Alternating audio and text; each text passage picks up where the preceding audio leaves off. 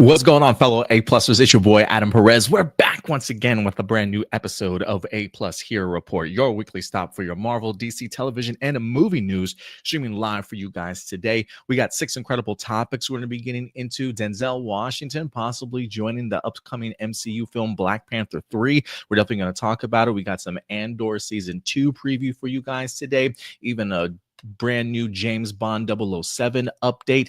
It looks as though we've also got ourselves a brand new Tomb Raider that has officially been cast, and a ton more, guys. So sit back, relax. Let's go ahead and wrap up your weekend, and we'll see you on the other side.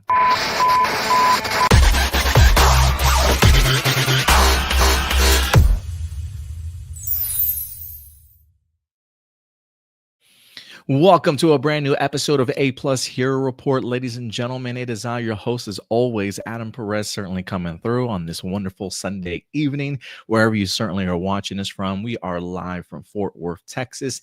It is just myself today, y'all. It is just myself today.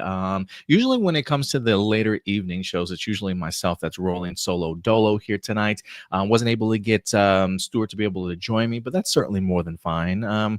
Nothing wrong with a nice, chill, relax Sunday, to certainly say the least.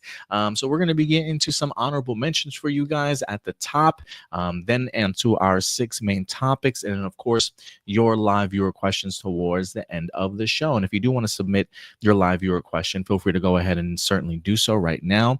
Go over to our YouTube channel, hit that community tab, and there will be a live viewer question section for you to go ahead and drop your questions in. I did see your question in here, Ram Jam. I was just wondering if you received my live viewer question. I did not see it.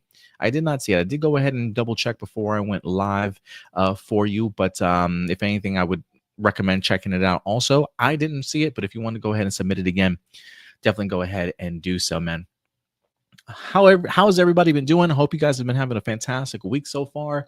My week's been going pretty good, to certainly say the least. Today was kind of tiring. I'm not going to lie. Kind of a long day. Just me and my son, working my nerves a little bit, as a 3-year-old toddler certainly can. But I've been keeping myself busy around the house today. I've been meaning to drop my Heretic review for you guys. Got the opportunity to see Heretic earlier this week, and I really enjoyed it. I really had a good time with it. Hugh Grant is unbelievable in it, to certainly say the least. And I really love me a good sort of thought-provoking horror / thriller, if you will. And Heretic definitely was one of those type of films.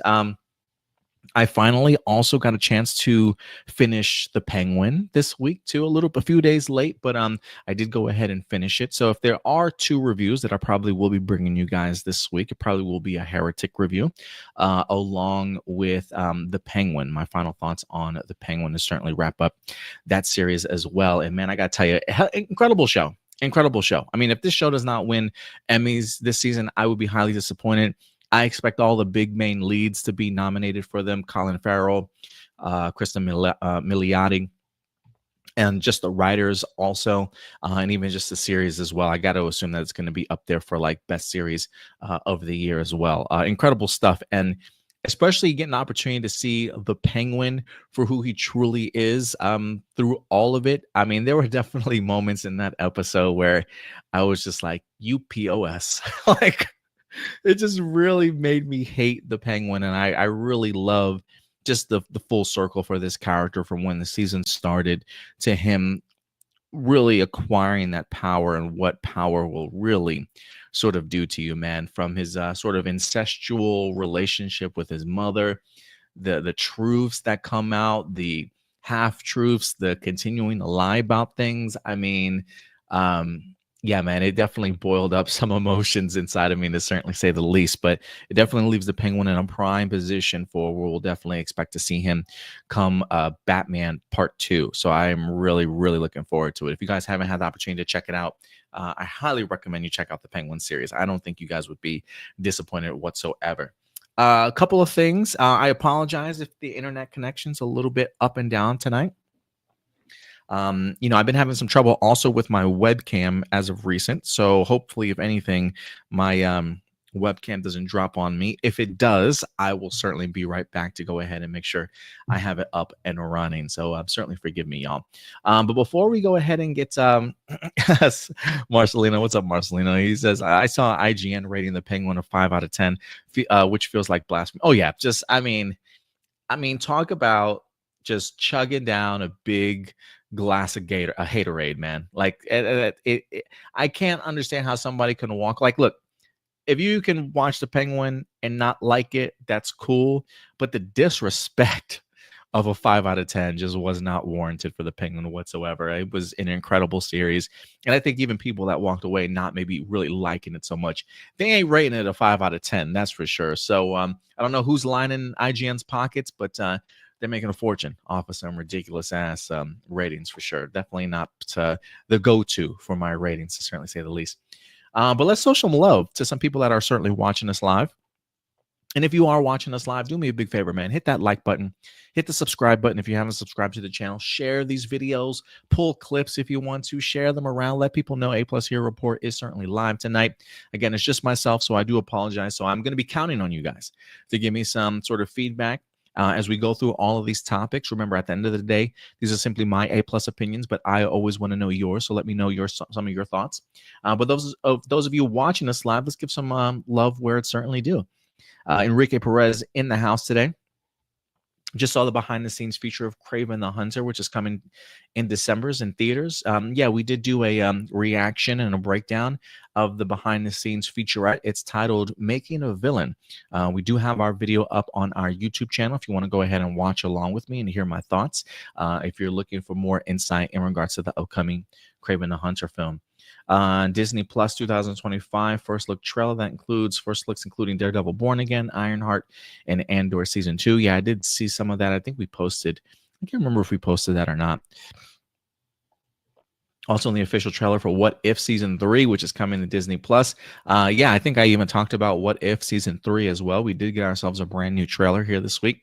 I was trying to keep myself busy during the week and giving you guys some content. So we did talk about What If Season 3, reviewed the trailer for you guys. Again, we did talk about the Kraven the Hunter featurette on our channel. And there was one more. Oh, I did a little discussion video for you guys surrounding a brand new report in regards to Rey Skywalker and the feelings at Lucasfilm and Disney in regards to really what's kind of all going on behind the scenes. And I kind of give my perspective in regards to where I think they should probably take the Rey Skywalker character and how they can kind of right the ship a little bit. Just some ideas and thoughts. But those are some videos that we dropped earlier today. Finally, they saw the official trailer for the upcoming new movie, Dear Santa, starring Jack Black, and will arrive on Paramount Plus in coming days before Thanksgiving. I didn't even know he was doing that movie. I hadn't even heard of Dear Santa, to be quite frank with you. But Jack Black, I might check it out. Ram Jam, what's up, Ram Jam? Always good to certainly see you in here today. I'm watching Canada's version of Superman Bowl called the Grey Cup match up between Toronto Argonauts and the Winnebago Blue Bombers. Very cool. What's up, Blossom? Good to see you in here as always. Ram Jam says he just reset his live viewer question. Awesome, man. Awesome. Well, thank you guys so much for certainly joining us here today. Hopefully we have ourselves a pretty good show. And with that, let us go ahead and just dive into our first segment of the day.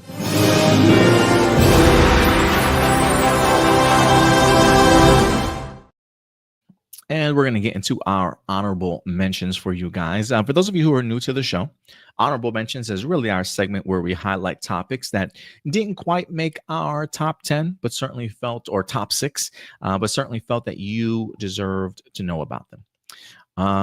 So let's kind of go through them. We have ourselves a brand new photo from the upcoming Percy Jackson and the Olympians season 2.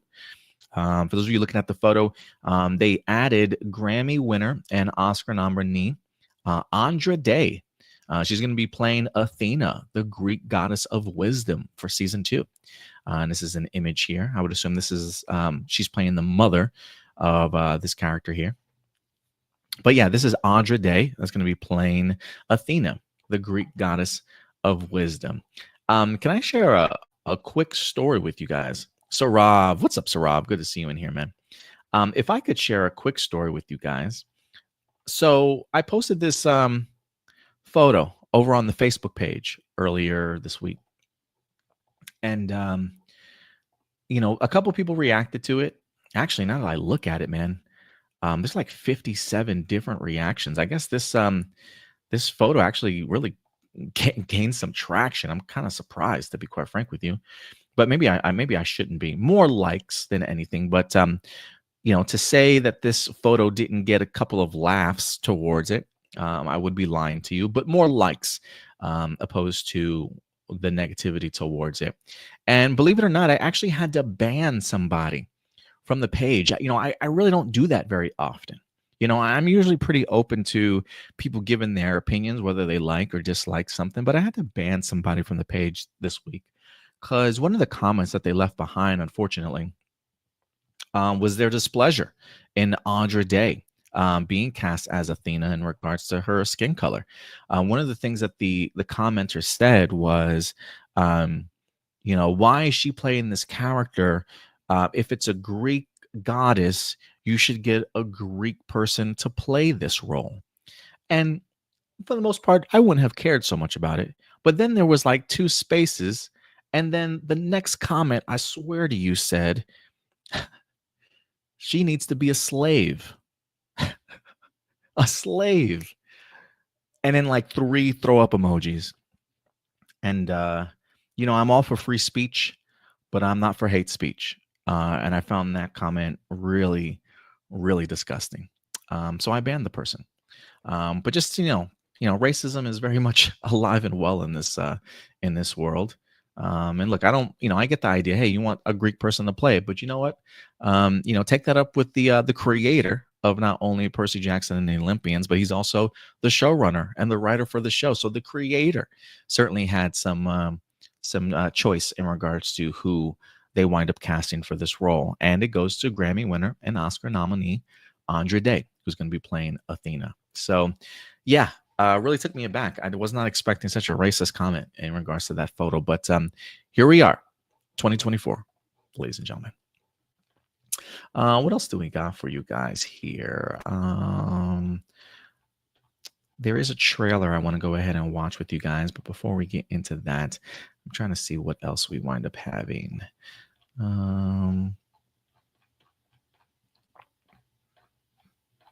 Oh, here we go.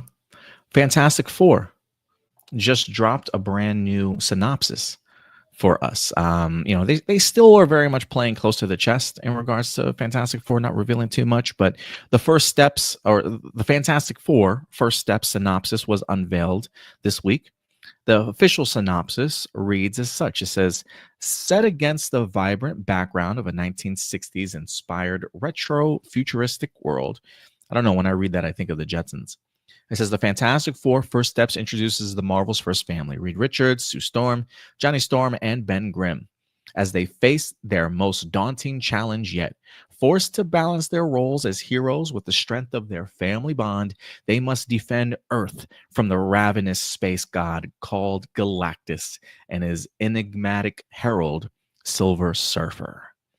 And if Galactus's plan to devour the entire planet and everyone on it weren't bad enough, it suddenly gets very personal. I find that last, look, I think we all expected Galactus and Silver Surfer to be in here, so that's not really that aspect of it that jumps out at me. But it is this last sentence.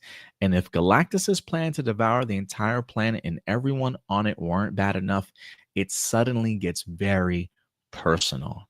And I do wonder what that personal aspect of the story is certainly going to be. Whether there is an underlining story on top of or underneath this Galactus and Silver Surfer. There's something when they say it like that, like it feels like there's another aspect to something that affects them personally outside of what's happening with Galactus and Silver Surfer. Does that come in the form of Victor Von Doom, aka Tony Stark, who I would assume is probably going to be in this movie in some capacity, whether that be a post-credit scene or mid-credit scene? Who knows? I do wonder where that personal aspect certainly comes from. But it's got my attention. It certainly has my attention, to certainly say the least. Another honorable mention for you guys, and one that I was actually kind of really excited about when I heard this announcement. But it looks as though we're going to be having Lady Gaga coming off of her role as Harley Quinn in The Joker 2. Lady Gaga is set to join Wednesday, season 2, in an undisclosed role with Jenna Ortega. It says full details of Gaga's role and its size are still unknown, though the singer-actress is currently filming the program in Europe. So she is currently filming for this particular role right now. I almost think this is like a match made in heaven, if you ask me, just with Lady Gaga's kind of personality. I really loved Lady Gaga, especially in, I can't remember what season it was, but she was in American Horror Story. I think she played a vampire, if I'm not mistaken. She absolutely killed that role, man. She absolutely killed that role. I really enjoy Lady Gaga as an actress. And so when I think of her joining Wednesday, this just feels like a match made in heaven. This just feels like right up her alley. So I have no idea who she's going to be playing, whether she's going to be somebody from the school or whatever the case may be, maybe an old arch enemy of the family or whatever the case may be. Who knows? But I do think Lady Gaga will certainly bring her own vibe to this show, to certainly say the least.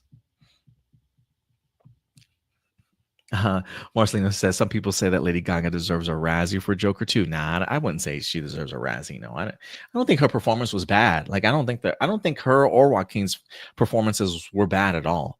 I think if you get a Razzie, it deserves because you put in a really crappy performance. I have a feeling that maybe, or at least to me, well, I personally didn't mind Joker 2. I enjoyed the film itself. I know a lot of people certainly crapped on it and was not a big fan of it whatsoever.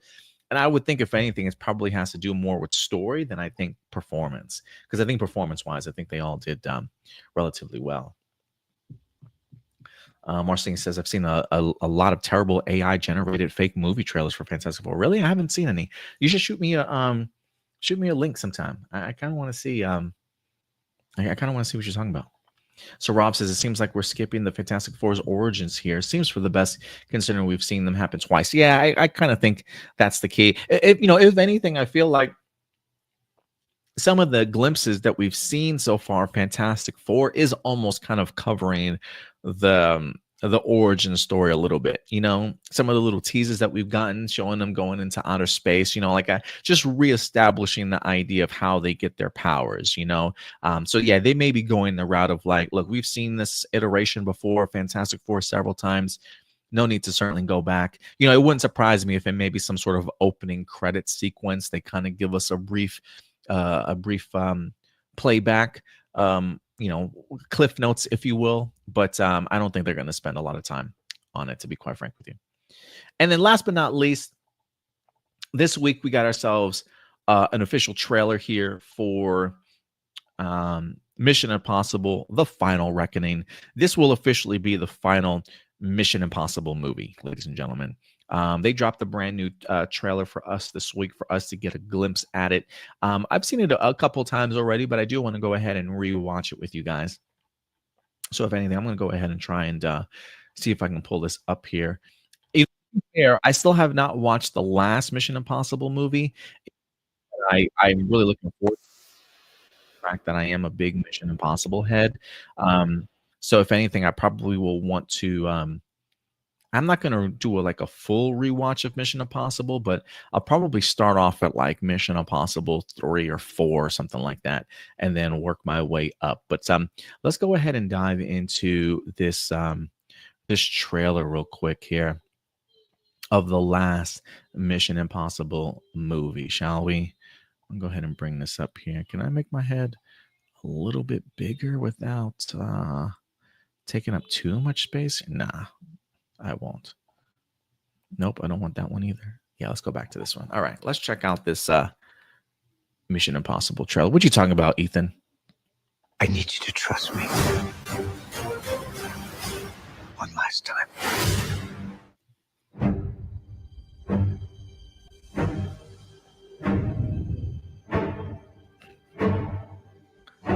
Man, these stunt cameras are incredible. Our lives are not defined by any one action. Our lives are the sum of our choices. Whoa. Everything you are, everything you've done has come to this. When the Those, need like, for certainty Templar is absolute, crosses or something? What is and that? the odds are deemed impossible, Ooh. the mission falls to him. Should he choose to accept? You know he is, man. Ethan don't run from The nothing. life he tried to save. You can't believe Hey, he's Angela gone. Bassett's back. And now the fate of every living soul on earth is your responsibility. Oh, crap. Nukes? See Tom run. That's the pattern, isn't it? You refuse to sacrifice the ones you hold close.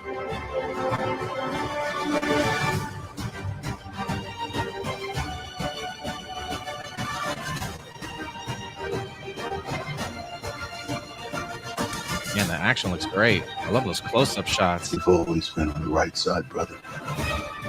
I have no regrets. Neither should you. Oh, my God. My man holding on to, like, one strap? I need you to trust me. One last time. I'm all in, Ethan. Wherever you go, bro. I really love Tom Cruise as this character. No joke. I really do. I could literally watch Tom Cruise run all day. Like I really could. Like that. I do love that this trailer has like a whole what's the word I'm looking for? Just a bunch of clips of this dude just running everywhere. There is one clip in here where he's running and the plane is kind of actually like pulling away from him, and I'm like, yeah, that's Tom's age. That's Tom Cruise's age. Maybe Ethan can't run as fast as he used to, but I could literally watch this man run forever, honestly. But this looks good. Look, some really great returning faces, to be quite frank with you. I am kind of curious who, if anybody, certainly dies in here. Returning Haley Atwell, you got a returning gang that we've usually seen over the past couple of Mission Impossibles. I do love the idea that he talks about that you're really willing to sacrifice and do anything as long as you don't have to necessarily like put the ones that you love certainly in danger. You know what I mean? But the action looks incredible in here. I think they've been doing some amazing stunt work. I am fascinated as to what his big stunt is going to be out of all of this. It looks like we're dealing with a little bit going back to the concept of water and being submerged. And for somebody that can't swim like myself, I mean, I could doggy paddle, don't get me wrong, but like if you were to ask me to tread water, nah, man, it's not happening. Things like that freak me out. So getting an opportunity to see him in these big like tanks of water doing all these stunts, him floating literally in the middle of the ocean or underneath an iceberg or whatever he was doing, it just makes me wonder like what Tom Cruise's next big stunt is going to be in here, and whether that's I'm like, is that a real submarine that he's under? Or is that a huge like submarine really falling to the bottom of the ocean? Okay, Tom, we're really going to put you in the submarine and we're literally going to push it off the cliff into this ocean. It is your job, Tom, to get out in time. Like is that what we're doing here now? I have no idea, but I really cannot wait to see the limits that Tom Cruise pushes himself to in order to just make the fans happy. So, props to Tom Cruise. Can't wait to see how this movie turns out. But I am a big Mission Impossible fan, and really looking forward to and seeing what they have in store for us next, quite frankly. So again, I didn't catch the last one, but actually now that I think about it, I don't think I caught the last two Mission Impossibles. The one with Angela Bassett and Henry Cavill. That's probably where I will start my rewatch, to be quite frank with you. But I think Tom Cruise has a great group of people around him that's going to bring these movies to life. I am a little bit bummed that the last film didn't do too well financially. I do wonder if that had in part to do with they weren't able to maybe get as many IMAX screenings for that film as they probably were, because there's a part of me that thinks it might have come out like at a weird time around like Oppenheimer or whatever the case may be. Maybe I'm tripping though, but I was a little bit disappointed that the movie didn't do too well at the box office. And so there's a part of me that hopes that this Mission Impossible really rebounds. Blossom says, I can't blame you. I can't swim to save my hide. You know, if I were like in a car and fell out into the river, you know, I pray to God I'm able to get out. And if I do get out, I might be able to doggy paddle for a little bit, but yeah, I'm not making any promises, man. I'm not making any promise. I'm kind of afraid of swimming. Like I fell swimming in my freshman year. It is one of those things where I definitely want my son to learn how to swim. He seems like he's fearless when it comes to the water. So hopefully that works out for him. But anyway, guys, that will do it for our honorable mentions portion of the show. And if anything, let's get into our main topic, shall we all?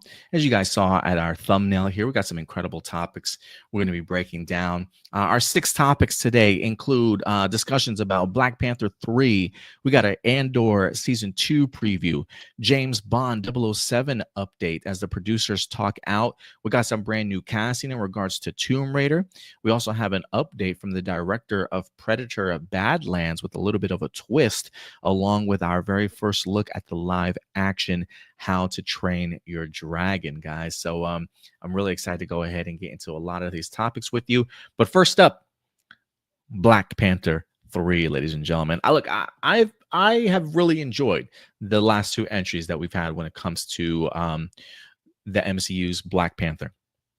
There are certain aspects of Black Panther Wakanda Forever I didn't really necessarily care so much for, like the Martin Freeman agent stuff, the Iron Heart sort of aspect of it. But anything in regards to Shuri and her taking up the mantle, anything with the Namor as well, I really love the story. And Angela Bassett, who just got completely robbed of an Oscar that year for supporting actress. Shame on the Oscars, like truly shame on the Oscars. But I'm eager to kind of see where Black Panther 3 certainly takes us, especially with Ryan Coogler teasing us here about the heir of T'Challa at the end of that particular film. At some point in time, I would assume he will eventually pick up the mantle. While we certainly don't have any new details in regards to when that movie is coming out as of yet, clearly it's not going to be before Secret Wars. I'm definitely under the impression that whatever we get will certainly be after Secret Wars.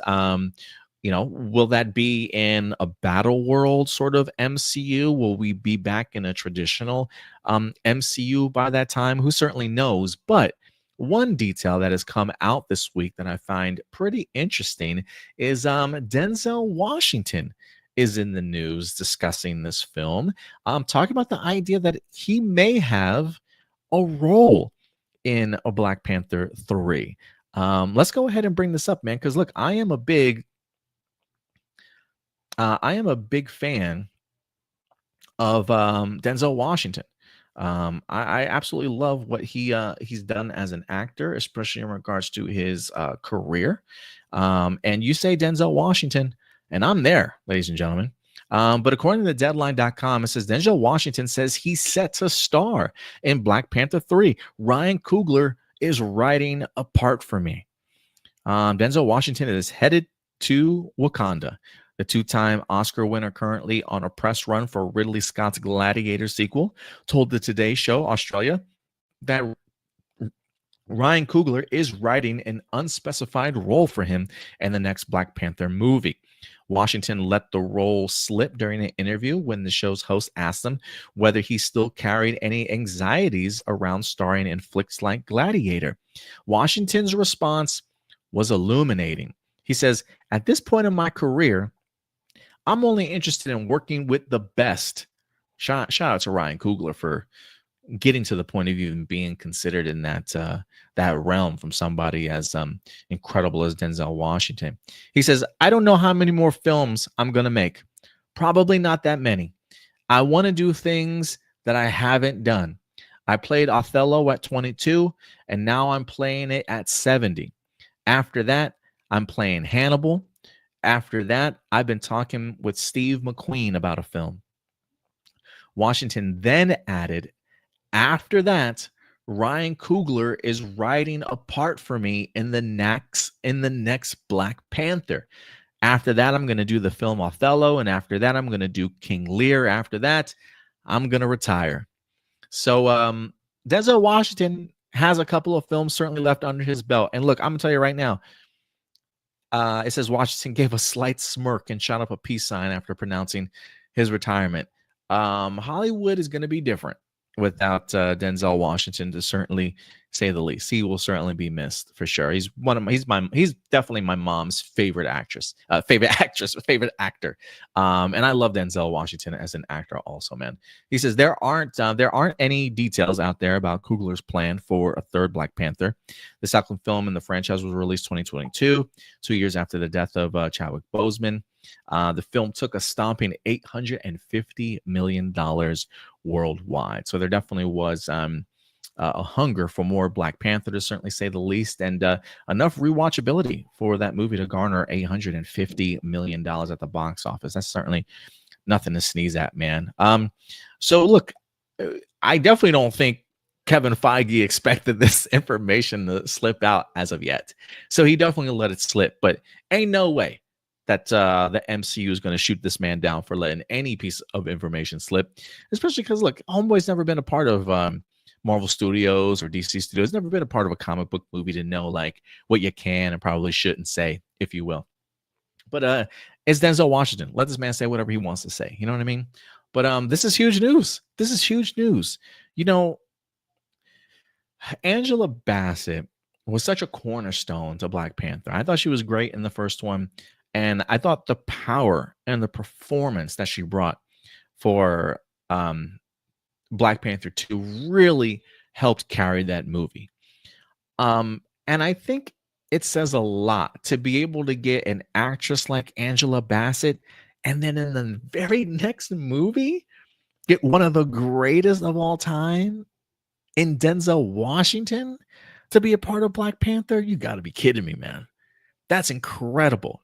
But, you know, shout out to Ryan Coogler, again, who has put in 2 really great entries into the Black Panther franchise. And not just that, but a lot of his past work in Fruitvale Station, along with the 2 Creed movies also. And so, you know, Ryan Coogler at this point, man, prints money wherever he goes. You know, I don't know if he's had a bad movie yet, or a movie that hasn't overperformed or hasn't made a profit, sort of thing. And the fact that Denzel Washington kind of holds him in such high regards, I think really says something. So, you know, if you're trying to make a splash for a Black Panther 3, when you ask yourself, like, well, who's coming back? Is Letitia Wright going to come back as Shuri? Probably. Lupita Nyong'o, you could probably get her back also. But who's going to be that one to truly carry the movie? And granted, I don't know what role Denzel Washington is going to play, but his name alone, okay, his name alone will draw people to this film and put butts in seats. Even probably some people that have never really watched an MCU movie before, but they've watched a lot of Denzel Washington, they will come to this movie also. And so from a performance standpoint, I know this movie is going to be fire already. I know this movie is going to be fire already. You can't put Denzel Washington in the movie. And look, I will tell you this. There may be some movies that Denzel Washington's been a part of that maybe haven't turned out that great, but Denzel Washington is never lacking. His performance will certainly be up there. And if Ryan Coogler can provide the type of dialogue and story elements and character arc for somebody like Angela Bassett's character to win Oscar, or at least be an Oscar nominee, I just can't imagine what he's writing here for Denzel Washington. So I am going to be curious if he's going to be part of the Wakandan tribe. Is he somebody that steps up? Is he an outsider from another tribe? It would be trippy as hell if Denzel Washington's like a former Black Panther in his own right. You know, I don't think we're going to be seeing Denzel Washington suit up in any particular costume or doing any fight sequences whatsoever. But it does have me intrigued as to who Denzel Washington is certainly going to play. Is he going to be a rival to somebody like M'Baka? You know, because you know M'Baka is going to come back also. So it really just kind of puts into question, like, is he going to be the antagonist in here? Is he going to be a part of the protagonist? I have no idea, but I do think that this is an incredible pickup when it comes to Black Panther 3. And if you ask me, I really get excited for the notion of this happening. But let me know what you guys think. Honestly, I'm really excited to kind of see your guys' thoughts on this. Blossom, this movie, want to see it, but I'm kind of unsure since T'Challa himself is gone. Yeah, I don't know if you've seen Black Panther 2. While his presence was certainly and spirit was certainly there, I definitely missed Chadwick Boseman in Black Panther 2 for sure. Definitely an emotional time, but I do think Ryan Coogler and the rest of that cast did a fantastic job of paying homage to him, to certainly say the least. So if you haven't checked out Black Panther 2 because of T'Challa himself being gone, I would say check it out of curiosity. What do you think about Letitia Wright taking up the Black Panther's title? I really don't have any problem with it. It's interesting to me because I am curious as to why it's so controversial when I think when Chadwick Boseman passed, or even before Chadwick Boseman passed, I feel like people had big hopes for who Letitia Wright would go on to be, like, as a character, right? I think people were really fond of her in regards to her performance from Black Panther 1. And after the passing of Chadwick Boseman, I think was almost a an assumption that she was going to be the next one to pick up the mantle. But then I do feel like as time passed, and I think she maybe gave her own personal views on things that were happening at the time during COVID. I think people really kind of turned their backs on her a little bit, or started kind of doubting her in that role. But I really enjoyed it. I really enjoyed her journey, I think, especially as a character. I didn't expect her to get as dark as she did, but you can really tell what the impact of losing her brother had on her. And I think Ryan Coogler showcased that beautifully. And I think Letitia Wright, as an actor, handled that role beautifully also. So I personally don't have a problem with it, but a lot of things don't really bug me like I think it bugs other people. I'm a roll with the punches type of guy, and prove it to me on the big screen. And I think for me, she personally did.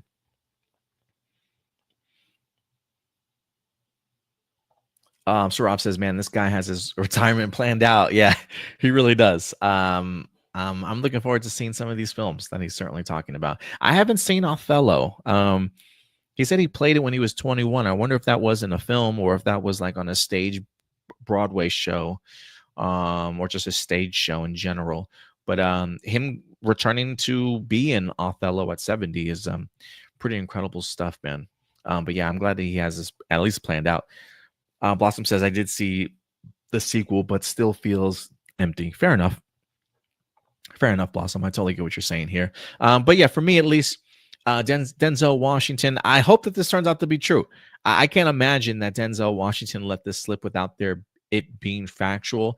I'm pretty sure Marvel Studios probably wasn't ready for that information to be thrown out there into the public, but Marvel Studios, what are you going to do? It's Denzel Washington. Let this man say whatever the hell he wants to say at this stage in his career, considering just everything that he brings to him. But to me, if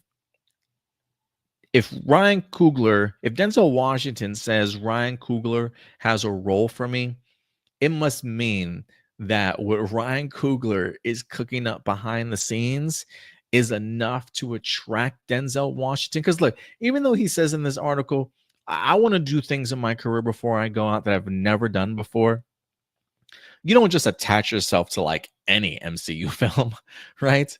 And so I do think the concept and the idea, even if a script is or isn't written out, I gotta think that Denzel Washington has an idea of what the next Black Panther 3 movie is going to be about, and it intrigued him enough to be like, yeah, I wanna be a part of this. Because it would not.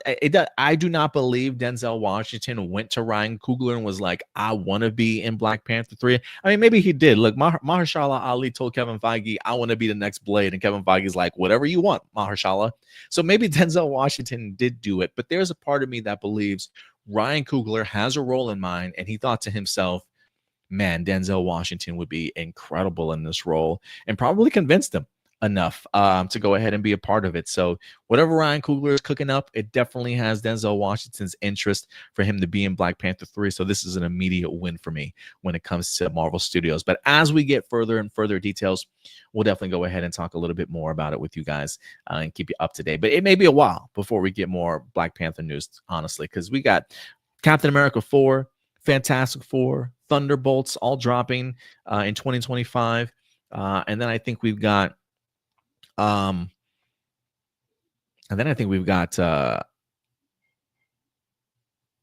other movie we got? Oh, we got Avengers Doomsday, and then I think a Spider-Man 4, and then Avengers Secret Wars. So yeah, we got a few movies before we get ourselves another Black Panther movie. But I'm glad that they're going to be continuing the legacy, to certainly say the least, and give us a nice trilogy.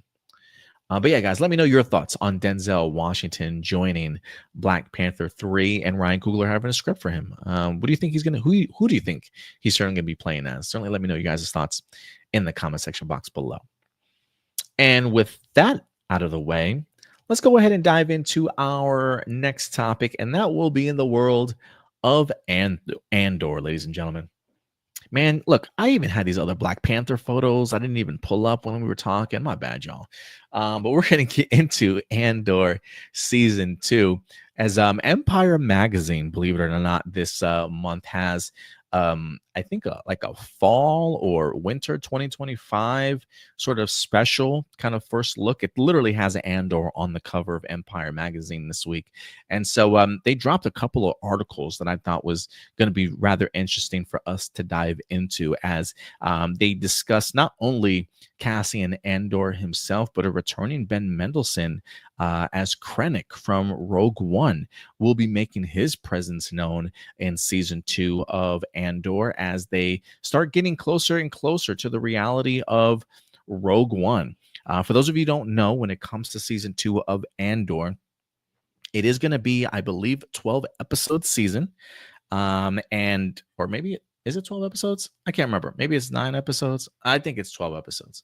They're going to be taking every 3 episodes is going to be a year's jump. So they have a 4-year time period to go through. So 3 episodes, then a time jump, 3 episodes, then a time jump, 3 episodes, and then a time jump. So they're definitely going to be getting us nice and close to the events of Rogue One. And so we've got some familiar faces that are going to be coming back. So there were 2 articles from Empire Magazine this week that dropped that I thought we'd go ahead and dive into and discuss a little bit. First one being Cassian Andor is fully committed to the rebellion in Season 2 of Star Wars revolutionary drama. If you haven't had the opportunity to check out Andor, please go ahead and do so. It is grown-up Star Wars right now, okay? Incredible dialogue, incredible storytelling. Some people say it was a little bit too slow-paced for them, but, you know, I almost feel like that's very much Tony Gilroy's style. If you enjoyed Rogue One, I do think that you'll personally enjoy Andor, to certainly say the least. I was a big fan of Season 1. They've got some incredible monologues in there, some incredible speeches. To be quite frank with you, from Bill Skarsgård's character, I can't remember it, Luthen, along with Merva Andor towards the finale also, where she pushes the rebels to push back against the Empire. I mean, speeches that would give you chills and beautifully written stuff. So I'm really excited to dive back into this world and really find out how Cassian Andor has grown as a character. We've seen a couple of first look glimpses of Andor Season 2, but not enough, man. I need to see a full-on trailer. So hopefully we'll get one here rather soon. But this says Cassian Andor is fully committed to the rebellion in Season 2. It says Cassian Andor has always had a final destination. When we meet Star Wars down and dirty rebel hero in Rogue One, he gave his life for a cause. And so the story of Andor has always been about getting him to that point, spanning 5 years, taking him from a lone schemer, striking small blows to the Empire, to a fully fledged member of the Rebel Alliance. The events of Andor Season 1 covered the first year of that period, bringing him into the orbit of Luthen Rael, who introduced him to the radical factions organizing into a force strong enough to take down the entire Empire. And as Season 2 spans 4 years leading up to Rogue One, we'll see Diego Luna Cassian become more and more central to the cause. This is what Diego Luna says. It says, he's a man fully committed to the rebellion. It's someone who has to ascend. There's a huge mountain for him to climb in order to become the guy we meet in Rogue One, and he won't do it alone. Andor's closest ally in Gareth Edwards' 2016 film was K2SO, the reprogrammed Imperial droid voiced by Alan Tudyk. In Season 2, we'll discover exactly how the two become allies. From an audience perspective, they've probably made their own story about how Cassian and K2 got to work together. It tells you a lot about Cassian, that his best friend is a droid, and a droid that he had to reprogram. But how did that actually happen? And who was he before? Those questions are going to be answered. It says across the span of Season 2, expect to see Cassian and K2 venturing to all kinds of destinations. He says, we move in space more than ever. The amount of planets and sets you're going to get to see. There are some familiar and new locations, teases Diego Luna. And there's one in particular that fans will be thrilled to get back to. I mean, we have to end up in Yavin, right? Says Gilroy, promising a return to the Rebel base from the original Star Wars, also seen in Rogue One. So we'll tell the story of Yavin. No one has quite dealt with Yavin the way that we will be doing it. The rebellion is rising, and Cassian Andor's destiny awaits. So first off, this is a brand new photo and look at Cassian Andor for Season 2. A couple things definitely jump out at me. One, I love that Tony Gilroy brings up Yavin. I truly do. We see it briefly in A New Hope. Couple of sequences here, especially mostly like the base on Yavin. Couple of outside shots of the forest. And then we see it again in Rogue One a little bit. But how the rebellion got there, what made them choose that particular planet in general? Is there more importance to Yavin in regards to why they selected this particular planet of all planets? I find that really interesting. I am really glad that we are continuing to get a little bit closer to Rogue One along with A New Hope.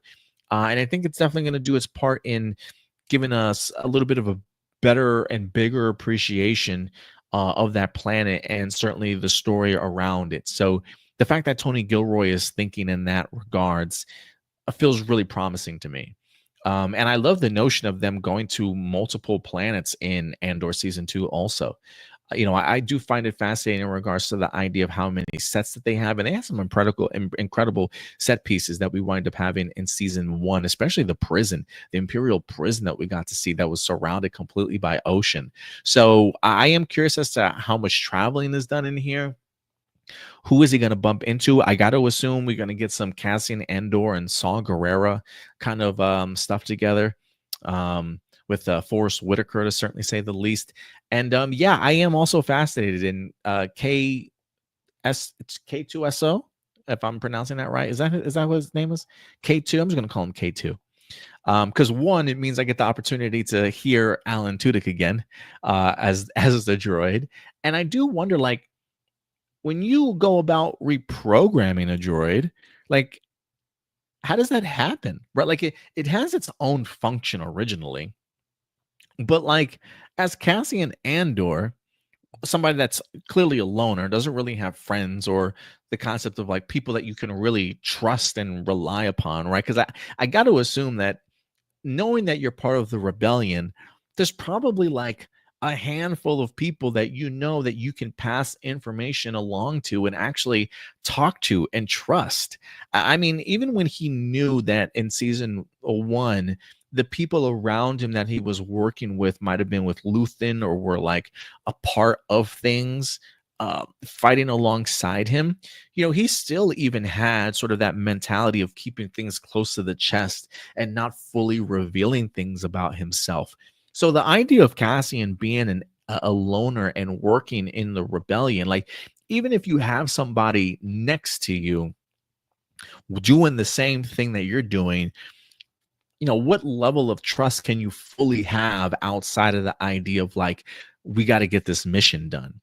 And so the idea of Cassian having a droid as like your best friend, it probably is literally the only person that he can trust and kind of talk to, because I don't believe that he thinks his droid is going to turn his back on him, right? Like, if this most faithful thing in the world to you is probably the droid. And so it does make me wonder, considering that he was an Imperial droid, the idea of reprogramming him, how does he even have that personality? Is that like a personality that Cassian sets? Like, is there a module like Imperial, sarcastic asshole? Like, is there like, can you twist the dial in regards to like what their personality shift is going to be? Or is it like when you reprogram it, it's just, wires sparking and you just get what you get? So I am curious as to what type of level of reprogramming this is, or is this more like malfunctioning and now he's got himself just this type of personality in which he's completely trusts Cassian? So I am fascinated to kind of see how that goes down, how they wind up meeting, because K2 was one of my favorite parts in something like a Rogue One. But I thought Diego Luna was incredible in the first season. I'm really fascinated to see more about his story. If anything, if there is a concern or worry that I might have, maybe it is the time jumps kind of every 3 episodes. I hope that they're smooth. I hope that they're not completely jarring. But to be fair, I feel like I just had something like that in regards to Game of Thrones, or not Game of Thrones, House of the Dragon season 1. We had some time jumps every few episodes, also a little bit jarring. So I'm hoping that Tony Gilroy and them have execute this well, to certainly say the least. But there's a lot of interactions I'm looking forward to. I mean, he looks like he's in a TIE Interceptor cockpit in here. Looks like he's got Imperial pilot garb on also for the TIE Interceptor. So I am kind of curious as to what this mission that he's on certainly is. And I think if there's anything that I really loved about season 1, I thought that the missions themselves were really exhilarating. Whether they were escaping the base from the first half of the series, or him having to kind of escape the prison, there is a level of spy espionage and the tension that kind of really comes with it, in the sense of, are you going to get caught? Will you pull off this heist? And I think Tony Gilroy really writes that type of stuff extremely well. So I'm really eager to kind of see what missions Cassian Andor, as part of the Rebels, is a part of, to go ahead and continue to weaken the Empire in some capacity or another. So I'm looking forward to this very, very much so.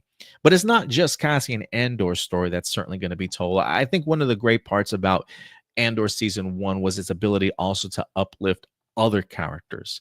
One character in particular that really stood out to me, and I'm trying to see if I can find their name, because I can't remember their name off the top of my head. Deidre Miro. Denise Go's ultra ambitious Deidre Miro was in fact her name, according to Empire magazine here. Really floored me in regards to her performance, to certainly say the least. So somebody that clearly worked their way up into the Empire earn the respect based off of just her mindset and how she kind of is able to read the room, read what's going on, come up with a really great sort of game plan, if you will.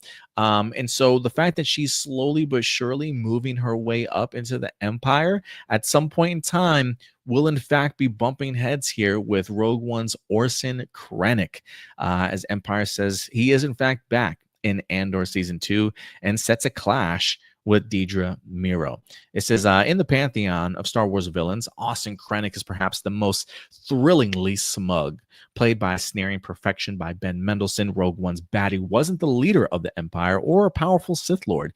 He was something of a middleman, overseeing the completion of the Death Star, delighting in throwing his weight around, and while also finding himself severely outranked and overpowered by the likes of Grand Moff Tarkin and Darth Vader. And while he bit the bullet at the end of Rogue One, he's back in Andor Season 2, once again donning that pristine white cape as his Imperial superweapon approaches completion. First off, costume design wise, I love Orson Krennic's costume. It stands out in its own. It's unforgettable, and to be quite frank with you, I see it a ton when I go to conventions. If there's a Star Wars booth, there's usually a Star Wars fan as Orson Krennic, and I absolutely love the costume. I mean, talk about making a character stand out. The all white thing with the, I mean, it's an incredible costume with the great flowing cape, unbelievable stuff. But it says, just as Krennec bumped up against internal resistance in Rogue One, he'll have even more competition to face in Andor and the likes of the ultra-ambitious Dedra Meero. If they didn't see eye to eye, to me, it's cute, Mendelsohn tells Empire of their pair's dynamic in our New World exclusive. He says, Dedra versus Krennec, I think is a bit of a mismatch. They're all underlings to Krennec. Expect plenty of jostling, even if the Imperial forces are all aligned in their aim. It says they're all going in one direction, the Empire. If you speak your mind, there are differences of opinion. The real question is, does the return of Krennec also mean the return of Tarkin, the OG Star Wars baddie played by the late Peter Cushing, who stole credit in the Death Star in Rogue One? You know, I can't answer that, swerves Mendelsohn, and I delight in not being able to answer your question. It's a beautiful thing, just like Krennec's crisp white cape. So look, the elephant in the room, Tarkin, played by Peter Cushing. Do I need him in this? I do not. No, I do not. I don't think the legacy of Peter Cushing as Tarkin should be utilized more than it already has. I get the idea of him being in Rogue One, but I honestly think that you can get around Andor Season 2 without him having to pop up. I think him popping up in a Rogue One alone was certainly a surprise. I wouldn't mind a name drop in Andor Season 2, but to recreate Peter Cushing, more CGI to go ahead and give us Tarkin, I really don't need it. For me, Dedra and Krennic are certainly more than enough, quite frankly. I do love here, he says Dedra versus Krennic. I think it's a bit of a mismatch. They were all underlings to Krennic. So I even love the way that Ben Mendelsohn answers this question. Very smug, just like his character Krennic would be, in a sense of, once again, you know, I feel like it's the Empire's mistake and those in the Empire to ever question or doubt Dedra Meero. I definitely think she highlighted herself in Season 1 beautifully and showed why she's getting that sort of recognition and attention and push to the front, if you will.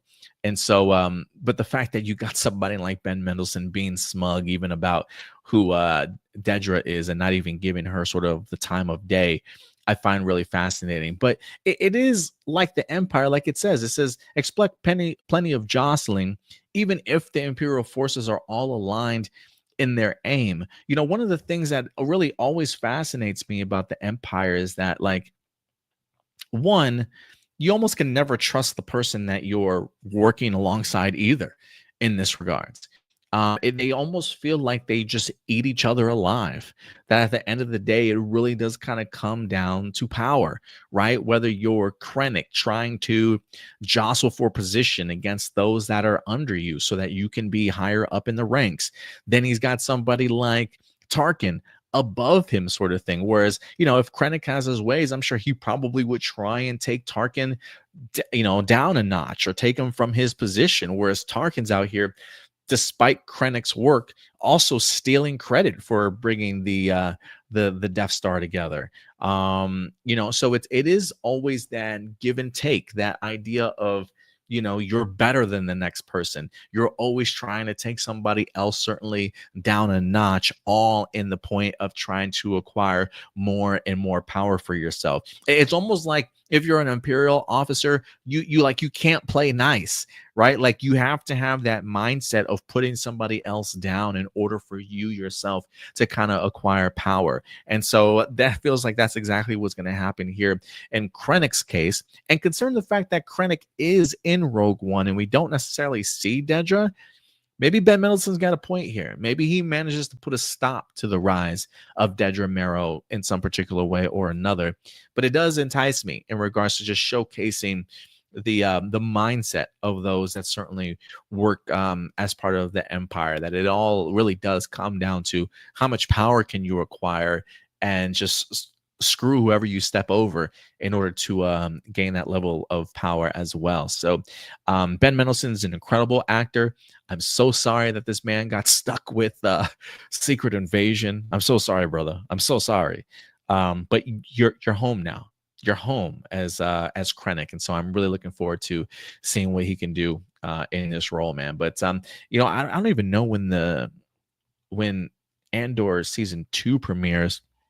I can't remember if they gave us a release date as of yet. I've got Skeleton Crew on the mind that's set to go ahead and drop on December 3rd within a couple of weeks here.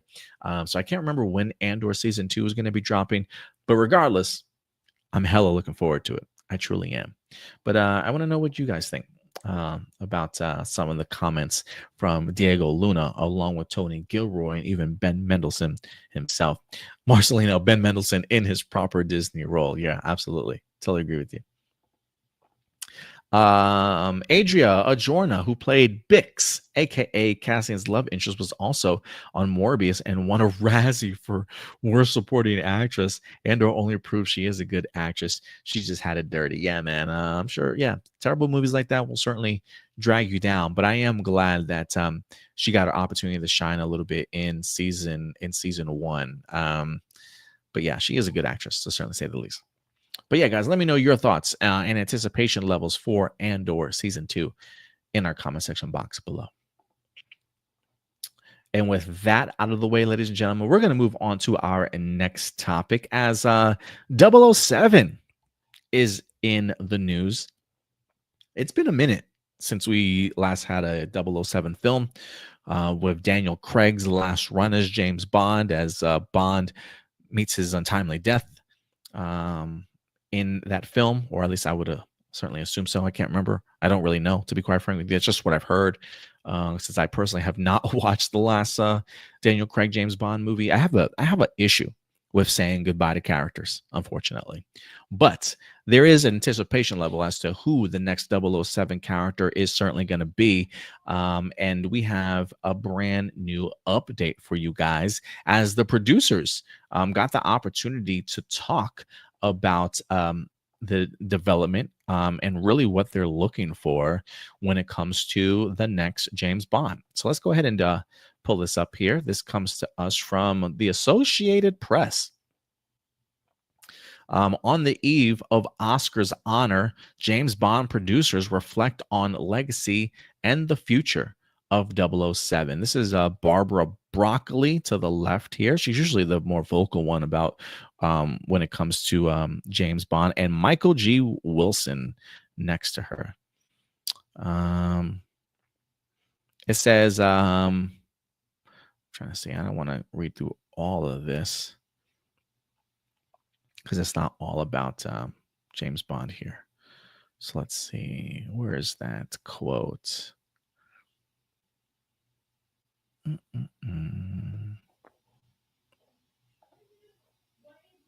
Let's see here. Oh, come on.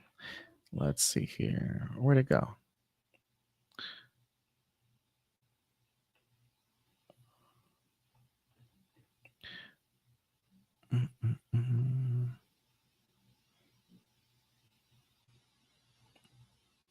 Oh, maybe this is this it?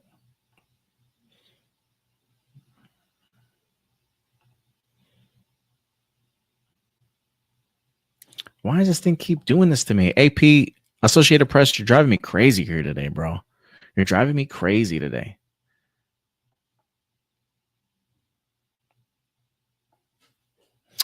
Let's see here. But the spotlight on them has intensified as the world awaits official world on Bond number 8. People are always playing the guessing game with the role, whether it was a long-running fan campaign for Idris Elba or any number of promising young actors who pop up on the scene. The latest, stickiest rumor is Aaron Taylor-Johnson, but Broccoli and Wilson are staying tight-lipped on even a general timeline for when an announcement might come. Barbara Broccoli says it's a big decision. They do tease some things, though. She says it will be a man. Okay, there we go. So the rumors of a female, out of question. It will be a man. He'll likely be in his 30s. Whiteness is not a given. So Barbara Broccoli is open to a different color James Bond here. And whoever says yes is doing so with the expectation of at least a decade's worth of films. One thing is certain, there's going to be a period of adjustment for audiences in the transition. Every Bond had its detractors, especially at the start. Broccoli saw firsthand the vitriol of the internet era when Craig's was cast. Anti-Daniel nonsense is what she certainly called it. But then she says, yeah, when people actually saw Casino Royale, the sentiment shifted to love. The 5 Craig Bonds are the highest grossing in the series, not adjusting for inflation. It remains one of her proudest moments, and a new Bond means new opportunity. Every time we cast an actor, the films change. It's the excitement of a new Bond, a new direction. And every one of these people who took on the role offered something new and different. Plus, they're playing the long game with Bond, producing and cinema in general, and not losing sight of the Cubby spirit. So, yeah. You know, let me highlight her comments here real quick, because I do think that they are important. Again, it will be a man. He'll likely be in his 30s. So I think that definitely narrows the window a little bit in regards to who they could possibly go with. Whiteness is not a given, and whoever says yes is doing so with the expectation of at least a decade's worth of films. So you're in it for the long run, just like Daniel Craig. I don't know, how long did Daniel Craig go for? Somebody find out when Casino Royale dropped, and let me, like, the release date, and then let me know the release date of his last Bond film also. There's probably some, COVID stuff in there, some delays in there, whatnot. But I do wonder if Daniel Craig served a full 10 years also. But I would understand why they want to go with somebody in their 30s. You want somebody that's still young enough to be able to do the stunts, be suave and romantic, but at the same time, like sexy, but at the same time able to kick some ass. You know what I mean? Being able to pick up any chick that he certainly wants to, have a martini shaken, not stirred, and then also save the world at the same time. And so if you're looking for somebody in their 30s to their 40s, they got to keep themselves in really great physical condition during that time period in order to be able to do what you're asking them for. So I appreciate them needing somebody that's going to be truly kind of committed to this particular role. And I also find it fascinating how she comes at this idea of, the audience is going to have to adjust. There's a period of adjustment for audiences in the transition. And I think the fact that she says that, especially in the time period where we are right now, where everything is so reactionary, there is definitely going to be detractors in regards to who the next James Bond is certainly going to be. There's just absolutely no doubt about it. And while it certainly was the anti-Daniel Craig aspect when Daniel Craig was considered as Bond, imagine what that blowback and that pushback is going to be like even now. But I respect Barbara Broccoli for being fearless, and fearless in the sense of I'm sure there's a lot of pushback in film community, Twitter community. She probably doesn't even listen to that shit, to be quite frank with you. uh, uh, I'm sure there's going to be a lot of pushback for the idea of James Bond being white. And yes, while she hasn't said he's not going to be white, she is open to the idea of him not being white. And that alone is going to be pushing back against things.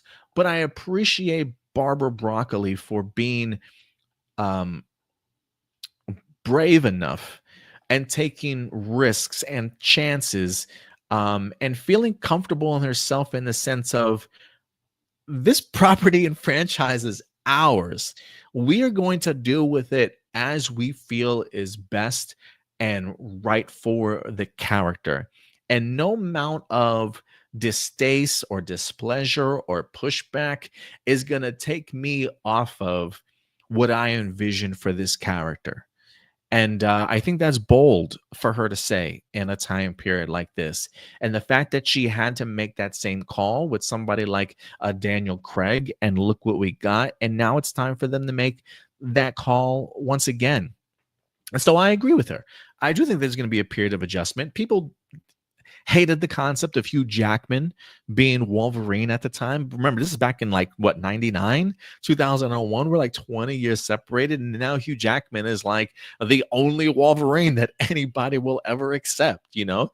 And I'm sure that there are people out there that will only accept James Bond as Daniel Craig, right? I almost feel like every generation has their James Bond. Mine was Pierce Brosnan. You know, I grew up in the Golden Eye era. Was like one of the first modern day James Bond movies I ever personally saw, and for a long time, Pierce Brosnan was my James Bond. And so to fill the shoes of somebody like a Daniel Craig is definitely not going to be easy for anybody to certainly tackle. But I am looking forward to seeing what they're doing. And the fact that they are not in a rush, I think, is even more important. You know, I don't know if they have in mind who a writer or director is certainly going to be. Maybe they have a writer in mind and they're just really taking their time in regards to what the next set of films is going to be. And I do find it fascinating, too, that she points out like a lot of the things in regards to what they decide to do in the James Bond movie is really dependent on the actor.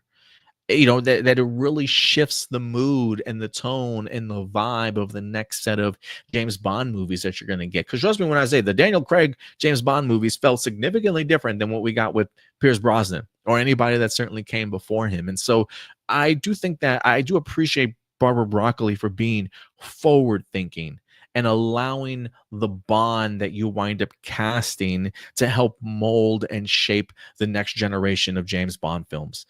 So again, I do think that she's very fearless in what she's saying, and I love her perspective of, look, people may or may not be happy. They're just going to have to adjust to it. We have an idea in mind of what we'd like to see, and F the rest. You know what I'm saying? That's the vibes that I get from her. And I kind of dig it, man. I kind of dig it. So that's our update in regards to James Bond in his 30s. He will be a male. Okay. This rumors and worry of James Bond 007 being a female out the window. They are set on keeping James Bond a male in his 30s. He may not be white though. So while you might have swayed one portion of people are like, woo, at least it's a man. Wait, he's not a white male. I mean, it's up in the air, y'all. It's up in the air. But again, I always say this all the time. It don't matter your race. It don't matter your gender, whatever case may be. Story. If you got a compelling story and you got a great actor that can really help bolster the writing that you have, you'll be just fine. You'll be just fine. People will adjust. Barbara Broccoli certainly seems to know that. But look, guys, I want to know your thoughts. What do you take away from Barbara Broccoli's comments? Worried, concerned, like her stance on things? Do you agree with her a little bit in that regards of how there will be an adjustment period? Like she's really not swayed by the pushback that it certainly might come, because at the end of the day, people probably will come around. They just got to swallow that pill after the first film. But we'll see. We'll see how it goes. But yeah, guys, let me know your thoughts on the update of James Bond. So going from one world globetrotter to another, we've got the Tomb Raider series in the works, back in the news today.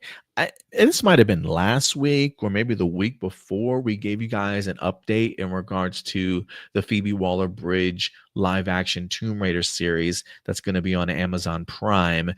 We had a short list of like 2 names that were being considered for this particular role.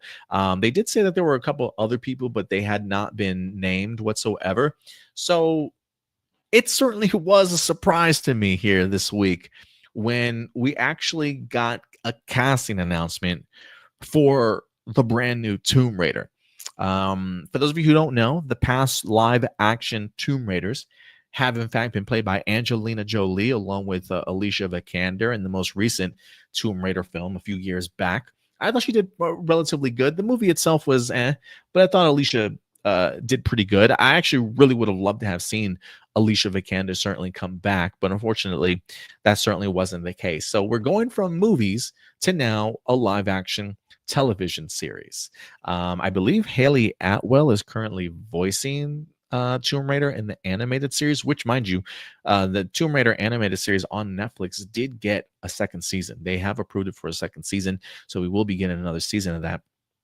But when it comes to the live action, ladies and gentlemen, meet your brand new Tomb Raider from Game of Thrones alum Sophie Turner, ladies and gentlemen. That's right. Sophie Turner has in fact officially landed the role as Tomb Raider in here.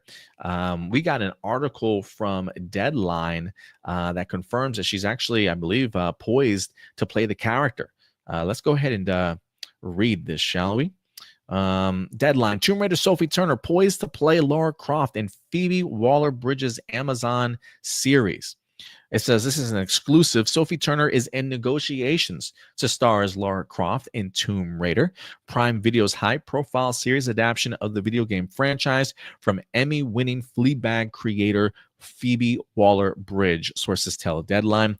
As we reported exclusively last month, the Game of Thrones alum was among the actresses who tested for the high-profile role, previously played on the big screen by Angelina Jolie and Alicia Vikander.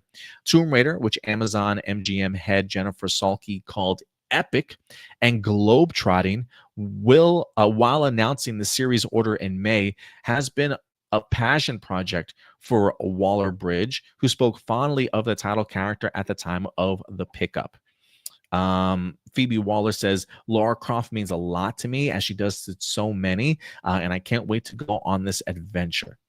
So yeah, Turner, an Emmy nominee for her first major role as Sansa Stark in Game of Thrones, currently headlines British crime drama limited series Joan, and next stars in a British show Haven from Prime Video. So Phoebe Waller, so Sophie Turner has officially landed the role, ladies and gentlemen. Look, I'm going to be honest. Probably not my first pick. And I simply say that with the idea that outside of Game of Thrones, I personally have not seen her in anything else. You know, I do find it interesting that the article does say that she's in a couple of British television shows. So Sophie Turner is clearly continuing to get work. And there is a part of me, to be fair to Sophie Turner, I should check out some of her other work, because it's, according to the stuff that she is in, vastly different than what she did when it comes to Game of Thrones. So it clearly is showing a different side of Sophie Turner that I myself personally am not used to seeing. And so, look, when I think of Sophie Turner, I believe she's a tall woman. I think she's got some height to her, to certainly say the least. And if she's willing to get a physical and really get into incredible shape, whether that's the Alicia Vikander workout routine to get herself prepped and ready, like I need to see Sophie Turner in some workout regimens. Like I really want to see the level of, like, I want to say punishment, but like the grind that she's going to put herself in. And is she capable of really getting into that grind? So again, not my first choice as to who I personally would like to have seen as Tomb Raider. When they announced that she was one of the shortlist actors, I don't want to say it surprised me, because she is from Game of Thrones. But I think it just surprised me because it just certainly wasn't my first choice. With that said, though, Phoebe Waller-Jones as a showrunner, in regards to what she was capable of doing with Fleabag, is incredible. People may push back on her because of her role when it comes to something like the Indiana Jones movie, but we're not asking Phoebe Waller-Jones to act in this. We're asking her to go out and create a television show. And if you ask me, Phoebe Waller-Jones is more than capable of being able to do that. I don't know what her relationship is like when it comes to the video game of Tomb Raider. She certainly says that she loves some Lara Croft. So we'll see if she can put her money where her mouth is. But as far as creating a show, because Fleabag, if I'm not mistaken, got nominated for a few Emmys, and had some really high recognition from the mind of Phoebe Waller-Jones. So I know she's certainly more than capable of putting a great television series together. The idea is she going to be capable of putting together a Tomb Raider series, adapting it, and putting her own kind of spin on things? I do love the idea that she went the British route in getting somebody like Sophie Turner to stay true to that of Lara Croft, along with her accent and stuff. So check one, to certainly say the least. But again, not my first choice, but there's a part of me now that kind of wants to check out this Jones series that Sophie Turner is in, or at least a few episodes of it, to see just what she's going to be bringing to it. And I am fascinated to see, like, what tone, how dark are they going? Is it a little bit lighter? Is it going to be a pretty well balanced show? We'll definitely have to see. But Sophie Turner wins a very coveted role. I got to imagine. I am kind of curious as to who the other short list of actresses were on the list. Hopefully within the next couple of weeks, if not months, as this series sort of kind of comes together and forms, maybe we'll get some ideas as to who else was certainly up for the running. But as of right now, as long as negotiations go well, as long as nothing kind of pops up and forces Sophie Turner to kind of walk away, as long as negotiations go well, this will officially be our brand new Tomb Raider, ladies and gentlemen. So yeah, I'm kind of curious to know what you guys think about this particular role. But yeah, when it comes to just a role that forces you to be active and forces you to get into shape, in shape that you probably personally are never in. I love seeing workout regimens. Like, I love seeing Brie Larson get ready for Captain Marvel. I love seeing Alicia Vikander get ready for Tomb Raider last time. So I really hope that Sophie Turner definitely puts in the work here. But let me know what you guys think about this. Sophie Turner has been dormant for a while, ever since her era of playing Jean Grey in Sansa Stark ended. You know what? I'm glad you brought up Jean Grey, because I actually kind of enjoyed her as Jean Grey. It's one of those things where it's like, I'm really bummed that while the Dark Phoenix movie didn't work for everybody, I mean, a lot of people didn't really care for it. I thought she was one of the brighter spots of that movie. And based off of who they wind up getting, especially for Cyclops, to me, it was just a real bummer that the merger happened when it did, because they were cast young enough to really kind of grow in those roles. And the fact that we weren't going to get the opportunity to see her as Jean Grey continue to grow into a future X-Men even more was a little bit of a bummer. So I am glad that you brought up the Jean Grey role, but clearly she hasn't been dormant. Clearly she has been doing other television series since her time in Tomb Raider. But it looks like, as far as being in the big spotlight that we've known her for, she hasn't really been at the forefront. And so we haven't seen her go on to do other big movies outside of X-Men after her time in Game of Thrones, right? So look, being an actor in Hollywood is never an easy thing. I hear people say all the time, it's like 90% no's, 10% yeses, right? So the idea of landing roles is extremely difficult. Some pushback would probably be, well, if you're a really great actor and you're capable, you'll probably will get more roles. Look, that certainly might be fair.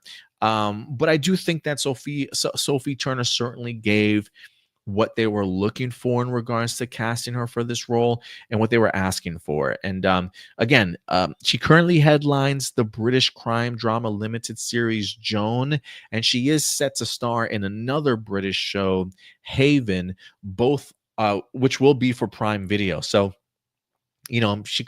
maybe Amazon Prime really likes working with Sophie Turner, and they've managed to land her also for a Tomb Raider series as well. So I'll have to see where Joan is showing. Maybe that's like a BBC show. I'm not quite sure, but maybe been dormant from really big spotlights. But the fact that Sophie Turner is getting work and she's clearly getting an opportunity to show her range a little bit kind of fascinates me to kind of see what she might bring to this role. So I really will look for this Jones series, this limited series, and maybe I'll get back to you guys and give you guys my thoughts on to whether or not she can really transfer that into something like a Lara Croft. And if anything, I will be kind of curious, especially based off of Sophie Turner's age.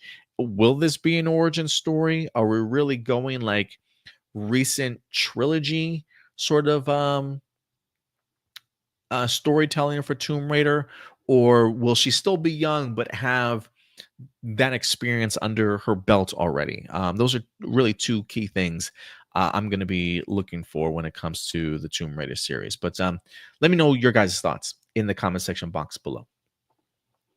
And before we move on to our next topic, look, if you're watching us wherever you're watching us from, whether that be Twitter, Instagram, or not Instagram, Twitter, Twitch, Facebook, YouTube, hit that like button, man. It really does go a long way in regards to helping our algorithm, helping us reach more people. If you want to help us out monetarily, there's always a super chat option. We'll certainly stop what we're doing. We'll bring you up on screen, answer you directly, and really appreciate you helping us out that way. If you can't help us out monetarily, hit that like button, share these videos, let your friends and family know about APlus Hero Report live every Sunday for you guys as we wrap up your week. Let's move on to our next topic. Our next topic will, in fact, be some updates in regards to Predator. Now, look, I was a really big fan of the Prey film that came out on Hulu a few years back. If you haven't had the opportunity to check out the newest Predator movie titled Prey, do yourselves a favor. I know there's a lot of people that probably jumped off of the franchise after the last few Predator films, but Prey to me really rejuvenated the franchise in regards to taking risks, giving us new time periods to kind of explore, tell really compelling character stories, and give us great Predator action like we all know and love. And so ever since Prey came out, it feels like it's rejuvenated not only this franchise, but some would even say even the Alien franchise, like the sense of really giving some fresh, bold, new ideas. And ever since Prey wind up dropping, not only have we heard that, yes, eventually a Prey sequel will in fact happen, but they have a couple of other projects that are currently in the works. In one of our recent articles that we talked about, when it comes to Prey, or when it comes to Predator, they did say that there is a secret Predator project in the works that they're kind of doing behind the scenes, if not already wrapped and currently in post-production. But they also went ahead and had announced a new Predator film. That's not going to be a sequel to Prey, but it's going to be its own standalone movie titled Predator Badlands. And it will come from the mind of the gentleman that literally just gave us the most recent Prey film as well. I think his name is Dan Trachtenberg. I could be completely butchering this man's name, to certainly say the least.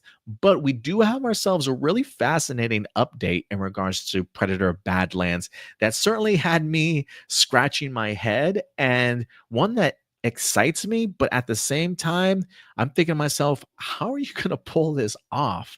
So let's bring this up. This comes to us from Empire Magazine that says Predator Badlands will have the Predator as its hero.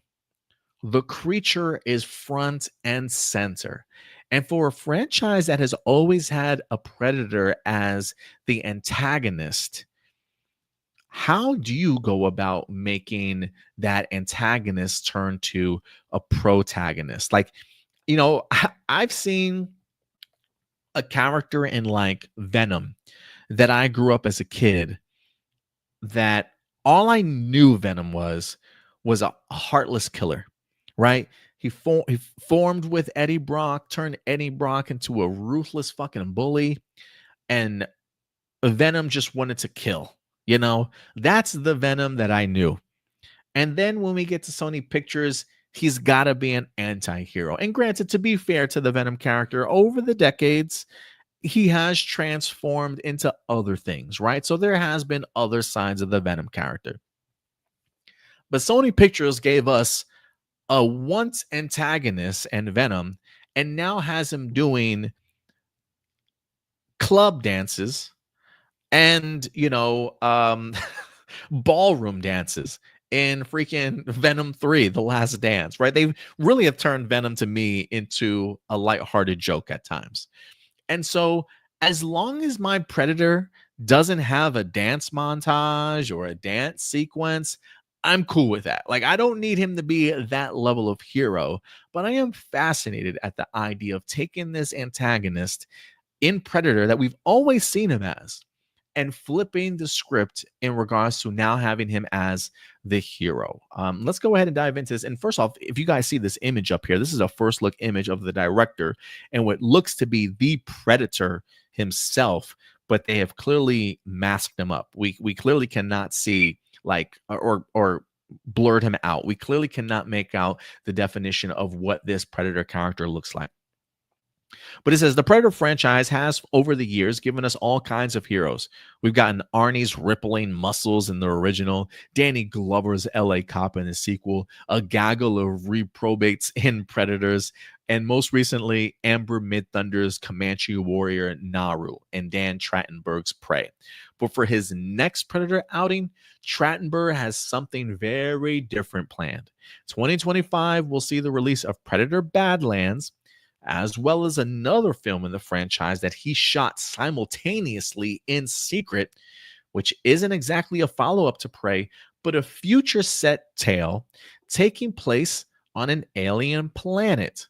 So Predator Badlands, which isn't exactly a follow-up to Prey, but a future set tale taking place on an alien planet. And most importantly, it brings a very different kind of Predator protagonist, the Predator himself. So we do have a little bit of an update here. It is going to be future set. How far in the future, that I certainly don't know, but taking place on an alien planet. So we are going from Dan Trachtenberg doing Prey in a period piece here on Earth to now going onto an alien planet in the future. The creature is front and center, leading the charge, is what Trachtenberg tells. He's still badass, but there's something there that touches you emotionally too. Creating a character you connect with, but are also super intimidated by, has been challenging, but exciting. The idea, he says, came from the desire to find another essential piece of cinema that does what Prey did spiritually, pushing the franchise's boundaries, letting us root for a hero we rarely get to root for, but in a different way. And that transformed into this big idea of rooting for the predator. Finally, the ugly mother effer's day has come. You know, I find this fascinating, and a couple of reasons here. You know, as intimidating as the predator certainly is, and when you're watching the movie, you realize the stakes that are in play every time that he's on screen. But I think what jumps out to me when he says something like this is there is a part of us that sometimes, believe it or not, I do think that we root for the predator. And I mean that in the sense of like rooting for him to show us how brutal he could kill some of these people, right? Because some of these people aren't always nice. Some of them aren't always on the hero side. Some of them are assholes that he just runs across and he winds up killing himself. And in those particular moments, it's like, damn, that was a great kill. You know what I mean? So I do think that there is an inherent level that we have that while, yes, he is the antagonist, and yes, we do know the mortal danger these characters are in, there is something deep inside of us, I think, that gets a kick out of like, how brutal is he going to take these dudes out? So I do think that there is a level of rooting that we already kind of have for him in some capacity. It says, while audiences will be asked to empathize with Badlands Dreadlock Hunter, there will be humans in the mix too. Notably, Ellie Fanning, who will play more than one character. She faced intense challenges on this movie, dramatically, physically, logistically. Trachtenberg teases a predator-led and multi-Ellie Fannings. Get us to the chopper ASAP. So one, I forgot Ellie Fanning was even in this movie. Wasn't she just in a horror film too, where I think she's like, maybe I'm tripping, where it was like it's just her and a couple of other people like in this room, and they're just looking out this big plate glass window into this forest, and there's something that's like watching them or hunting them, sort of thing. I don't know how well that movie did at the box office, if that movie even came out, to be quite frank with you, but I do believe that was Ellie Fanning, if I'm not mistaken. If I'm incorrect, please somebody let me know. But I am all for the idea of characters playing multiple parts. I think one of those, I mean, I think we're literally just about to get that in Ryan Coogler and Michael B. Jordan's film. Was it Sinners? I think is the name of that movie. I think Michael B. Jordan's going to be playing two characters in that. For me, that always tests out the capabilities of the actor Ellie Fanning. But she's already an accomplished actress, if you ask me. I do think that she's already really good in what she does. But to see her be able to take on two roles is going to be something that really fascinates me. One thing in this article that really jumps out at me, and I can see why Dan Trachtenberg mentions that this is a challenge, is the empathy side of this character, of feeling empathy for this character. It's not like the predator speaks English, right? It's not like he can vocalize with us as an audience. And so there are some levels of like, how do you go about as a filmmaker presenting that? And I would assume the regular threatening roars, sounds that it makes might come in different variables, different pitches and stuff to maybe express what the character is feeling when it's hurt, when it finds himself in a really uncomfortable predicament that he can't get himself out of. And it does make me wonder what type of predator this is going to be, right? Like, and I say that in a sense of, we're so used to the predators sort of being at like the top of the food chain, right? Like the baddest amongst themselves being thrusted into these environments of having a hunt. But is there a possibility in the Predator franchise in general where is there like a caste system of predators? Right? Like, are there predators that still have to prove themselves to be in the position of like where they then get to go down to Earth or something? Like, is there a proving ground for predators? Like, do all predators come alike? Do they all have the same personalities and mentalities? Like, I would be fascinated if there's like the lowly predator, right? Like the predator that's not that big or that threatening, right? But like he's got to prove himself to like the other people in his caste system, and he gets thrusted into a situation that maybe he himself isn't ready for, but we understand that he's got to like prove his warriorness to the rest of the other predators in that caste system that he's with. That would immediately be fascinating to me in the sense of like us following one of the weaker predators and then seeing how things might be turned against him and how he adapts to that environment. And in that case, especially if you have somebody like a Ellie Fanning playing two characters, maybe she does play a character that helps the predator out, you know, even though there's a disconnect in language. Maybe she feels something for him, has that level of empathy. Like maybe the empathy that Ellie Fanning's character shows is what will allow us as the audience to then connect with this creature even more. Like I don't even think she's even going to understand it, but the body movements, the body language, the way that it expresses itself through sound and stuff, I think can really go a long way. And so for me, that fascinates me, especially if you're a filmmaker in having that challenge. And after watching what Dan Trachtenberg was able to do in Prey, I love the idea that the studio is fully behind him in regards to the idea of like, he pitched us some of the craziest effing ideas and we said, go for it, bro. Like to me, that's filmmaking. That's that idea of not giving an F what other people have to say, but if you think it is a great story and one that's outside of the box and doesn't do other things, doesn't do things that you've done in the past, go for it. Tackle it. If it bombs, but at least you're throwing your creative vision out there for people. And so while me and Stuart definitely took our stabs as to what could Predator Badlands be about, like clearly I think him and I were completely off in our projections as to what it is, but it does fascinate me that we are now future set on an alien planet, and now we find ourselves with a predator who is a protagonist. I do not believe we're going to get a dance montage in here. Like, here's our brand new anti-hero. And he sings Kumbaya with everybody that he meets now. I still think that he will certainly be a level of killer in him, but I am fascinated by it. Look, my theory could be completely wrong in the sense of maybe this is the lonely predator that's the lowest on the system that has to prove himself. Maybe he is sort of just that ruthless killer, but there's a connection that he winds up making with a human that we as the audience can then make that connection with the predator itself. And so I do think there's a really cool idea here somewhere, and based off of him having always been the antagonist, take the shot, man. Take the shot. So I think this is fascinating. I really do think this is fascinating. And after he gave us Prey, and clearly working on another film or secret project that he says clearly he filmed parallel along with Predator Badlands, it feels like they're giving Dan Trachtenberg the keys to this franchise and saying, look, let's see what we can do.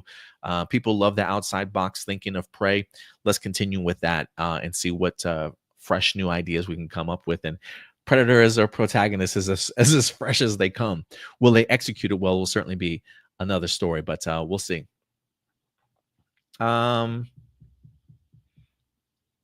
Let's see here. Marcelina says we have done Alien Planets before. Yeah, we definitely have done Alien Planets before in Predators 2010, but it was humans' perspective. So yeah, that's certainly not the original concept. We definitely have seen Predators on Alien Planet, but it is the protagonist aspect, and it's nice to kind of see us doing a little bit of a future set. I personally would have liked to have seen another period piece. I'm a sucker for period pieces, but maybe, if anything, they would feel like, oh, we've kind of done that before. But if they want to do another period piece at some point in time, I'll be all for it, quite frankly. Wait until it comes out and it turns out the Predator talks, but they also make comedy action film and a parody on the fact that it's a monster who's the good guy. It might be a giant middle finger, but funny. I don't think they're gonna make him talk. I don't think they're gonna make him talk. To me, that would be jumping the shark a little bit. Um, so yeah, I don't think they're gonna make him talk. God, I hope they don't make him talk. I would be perfectly okay with him expressing himself in whatever language or sounds that he makes, but in different pitches and tones. So I don't think or maybe you're talking about the idea of a comedy action film or parody sort of being the giant middle finger, but funny because I was like, yeah, I don't see this as a giant middle finger. I just think I'm taking a stab, but I don't think that's what you meant.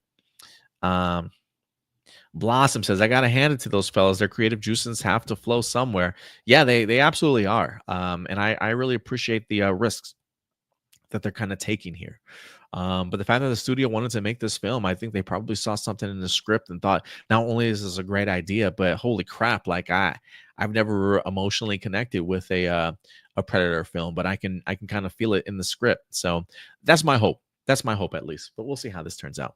But look, guys, at the end of the day, I want to know your thoughts. How do you feel about some of the bold directions that the Predator franchise seemingly is taking? Now that you've heard a little bit more about Predator Badlands, what are you excited for? What are you anticipating from this? Does this pique your interest? Do you think that this can go sideways really quickly?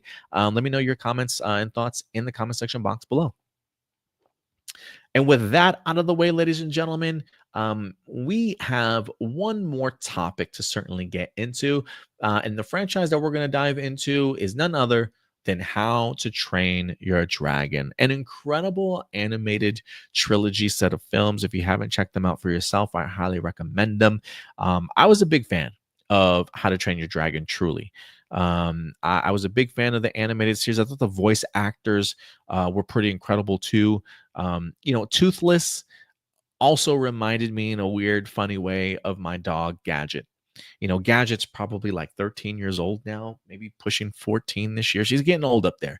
She used to be completely black, like completely black, and it reminded me of Toothless so much. Now Gadget's got some grays around her chin, to certainly say the least, some grays on her paws. She's becoming an old girl. But anytime I see Toothless, I immediately connect with my dog all over again. And as much as I really enjoy the trilogy, when they announced the idea that they were going to be doing a live action movie of How to Train Your Dragon, I certainly had some pushback against it. I appreciate and understand the idea of like Disney wanting to make live action remakes for films that animated classics that came out 40 years ago, 60 years ago, like 20 years ago. I always feel like once you hit that 20-year period, then maybe it's time for like a new remake or a reboot of something for a brand new sort of generation. But How to Train Your Dragon wasn't 20 years ago. That last film didn't happen or drop 20 years ago. So for me, my pushback was the idea of, why are we doing this now? Like, this feels like way too soon. Like, people literally just saw the animated trilogy. Why would they want to come to go ahead and see a live action film of the same tale? But as we've talked more about this How to Train Your Dragon live action, I've come around to it a little bit.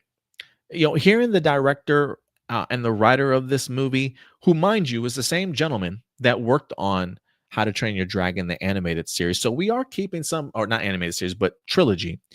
We are keeping some connective tissues, which I definitely appreciate.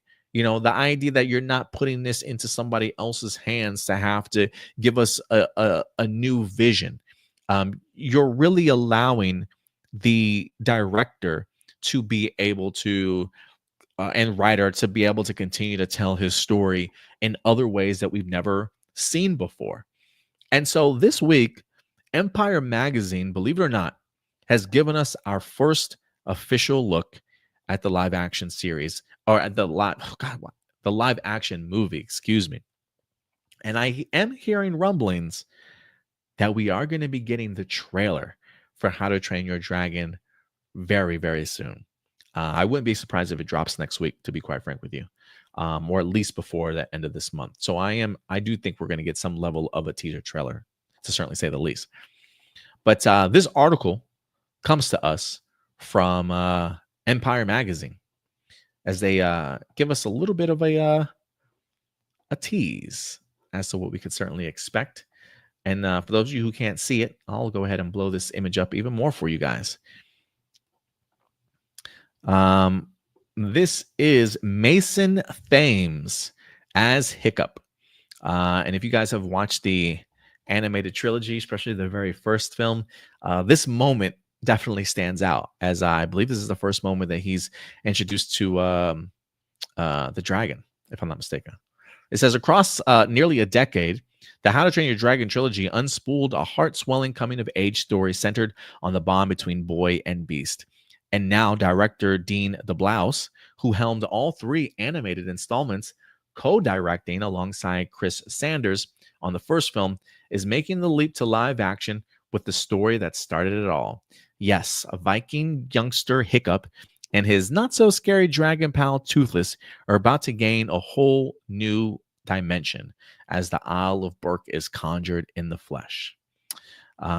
He goes on to say in the article, as the Blois tells Empire, the move to live action brings a different emphasis to How to Train Your Dragon, a new heft, both physically and emotionally. It's so dialed up in terms of stakes. Having a fully credible photoreal dragon stomping around trying to kill you, the director says, thinking about scenes in which Hiccup has to pretend to face off with Toothless for the benefit of Berk's dragon-fearing people. While much of the excitement will come from seeing how adorable Toothless is rendered for this version of the story, there's also the matter of Hiccup, the kid who defies tradition and comes to show his people that dragons aren't necessarily the enemy. Enter Mason Thames, best known for his leading role in The Black Phone. I still got to watch that movie, man. Since the character represents all of the oddballs out there, and there are many of us, says the Blois, it seems Thames was perfect fit for inhabiting Dragon's young human hero. There's a bit of an awkwardness, but also a vulnerability to him, which came with the fact that he was 15 when we were auditioning him. Get ready for an adaptation that gives Hiccup and Toothless, well, more teeth, it says. First off, the fact that they say he was 15 years old when he auditioned, yeah, this don't look like no 15-year-old that I'm used to, bro. How tall is this kid? Like 6 feet? How tall is Mason Thames? This kid looks like a grown-ass man. Well, maybe not a grown-ass man, but they don't make 15-year-olds like they used to. I'm going to just tell you that right now. So I am kind of curious as to how, what, I'm going to Google this real quick. How tall is Mason Thames? Let's see. Oh, he's 5'7". Okay, he's 5'7". He looks taller. He looks taller in this. He's 5'7". So, okay. That's acceptable to me. That is one of the things that I loved about Hiccup was the awkwardness that he always presented on screen. I can't remember who voiced him, but he voiced him beautifully, just in regards to just that awkward, vulnerable kid. So I am eager to see Mason Thames certainly bring this character to life. But what really jumps out at me is it's so dialed up in terms of stakes. Having a fully credible photoreal dragon stomping around trying to kill you. Yeah, I can see how that in turn would certainly up the stakes. And not so much just this battle that is about to ensue in the arena over at Berk, but when I think of the very first How to Train Your Dragon, I also think of the climax to that movie, where the huge dragon comes busting out of the mountain, coming out of that mountain. And now that it in the movie theaters, animation style, it looked incredible then. But can you imagine it in live action? Like how huge this dragon is going to be? And when they have it rendered to look more real, stomping and tail swinging and fire breathe. Like, I hope that I hope that dragon is the most terrifying thing that we have ever seen on screen. Like, if you thought the House of the Dragons, like older, biggest dragon that they have was terrifying, I don't think you've seen anything yet, honestly. I really want them to kind of push the stakes to this. And it continues to give me a bigger appreciation for this movie. Like, I don't know what I was originally thinking when I was kind of against this, but he's absolutely right in the sense of live action. I think for us, from a character perspective, from an emotional perspective, will just hit significantly different. And that's not to say that animation doesn't do that, because there's a reason why I love How to Train Your Dragon as an animated film, because it did hit me. It did hit me emotionally. Even in animation, I appreciated the bond between Hiccup and Toothless.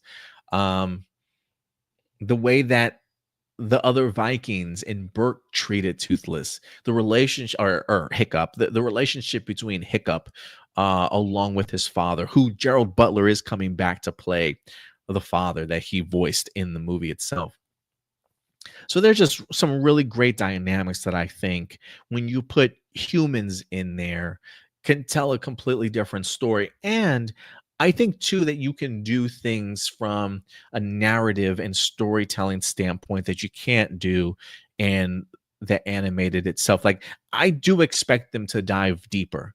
Not to say that How to Train Your Dragon was surface level at any point in time, but I do think from a writing standpoint, dialogue hits differently. You have to write these characters a little bit more. Like, you can't necessarily adapt from animation directly to live action. Like, I think that's a lesson that even Dave Filoni himself is learning. Like, you might have been great when it comes to writing and doing things animated style on the Clone Wars and Rebels, but live action is a completely different. Like, you really got to take your game up a notch. And so I do think from a storytelling point of view, they will be able to do things from an emotional and narrative standpoint that I think is really going to separate it from the animated movie itself. And like it says, dial up the stakes just a little bit more for sure. And so I'm really excited for this. I think that this was a really great first look. You really captured the awkwardness of Hiccup in here, played by Mason Thames, and I really cannot wait to see how this trailer itself is certainly going to look. I think we're in store for something special here, guys, to be quite frank with you. But I want to know your thoughts after this first look, after you hearing what the director had to say. How do you feel about this live action? I certainly want to go ahead and know. Blossom says 13. That's 91 in dog years. Yeah, she looks like she's 91. She's a big girl. She's pushing through. I do want to take her to the vet here. She's either 13 now or she's about to be 13. She might be turning 13 this year, if I'm not mistaken. I'll have to look back, because every once in a while, I've had her for such a long time, I've lost track. But every once in a while on my Facebook, I'll get like memories. And I think the last one I saw was earlier this year that said like 12 years ago. So yeah, I did want to take her to the vet here in the next couple of weeks before the holidays, to see just how physically well she's kind of doing. Blossom says, I heard they got that movie from a book. They did. If I'm not mistaken, I do believe it is adapted from a book. I'm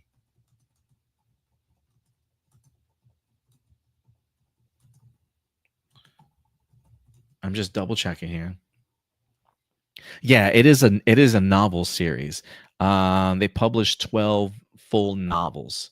So yeah, How to Train Your Dragon was a novel. And so again, it is one of those things that when you do get to adaptation, I do wonder if they are not only inspired by animated, but I do think that they're probably trying to do an adaptation of like aspects that were in the novel that maybe were not in the animated trilogy, right? So I do think I do think the adaptation into live action certainly benefits it more. So I expect scenes that maybe weren't in the animated series, but maybe were in the book that were left out from the animated film.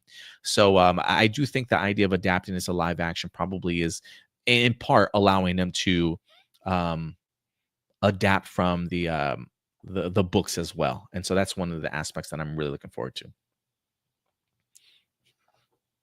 It does look kind of cool in live action. I will say that. Yeah, there's another scene that somebody captured. I think they like screenshotted it off of maybe somebody got an early glimpse of the trailer and screenshotted a moment, but it's the same moment from the animated movie where Hiccup is confronted with Toothless for the very first time in the forest, and he goes up to Toothless to touch it, and he's got that moment where he sticks his hand out and then he like turns his head, and then Toothless is just about to push his head into his hand, sort of thing. I did see an image of that, and it looks incredible. It really looks incredible. So since this is the first official look, I do expect that shot to be in the upcoming trailer that we wind up getting. But yeah, the live action is looking pretty clean, man. Pretty clean. I mean, look, they've had years to really work on live action dragons, in the sense of everything that we've seen from something like Game of Thrones or House of the Dragon too, so I do expect the animation to be sort of top tier. But yeah, guys, let me know your thoughts in regards to our first look at How to Train Your Dragon live action. Expect a trailer soon.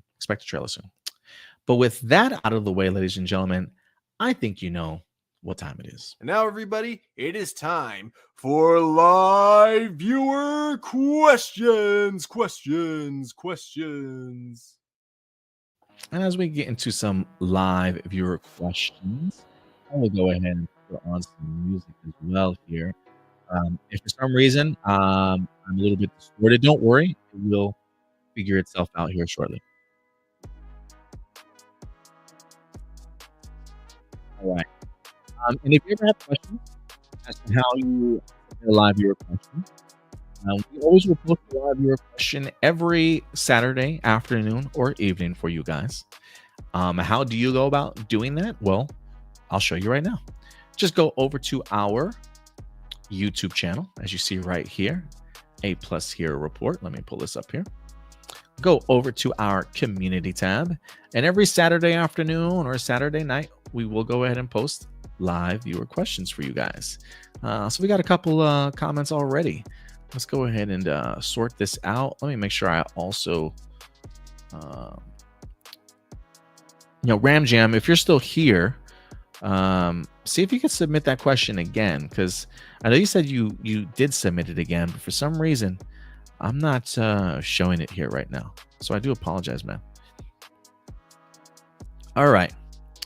Most talented man in the world here tonight.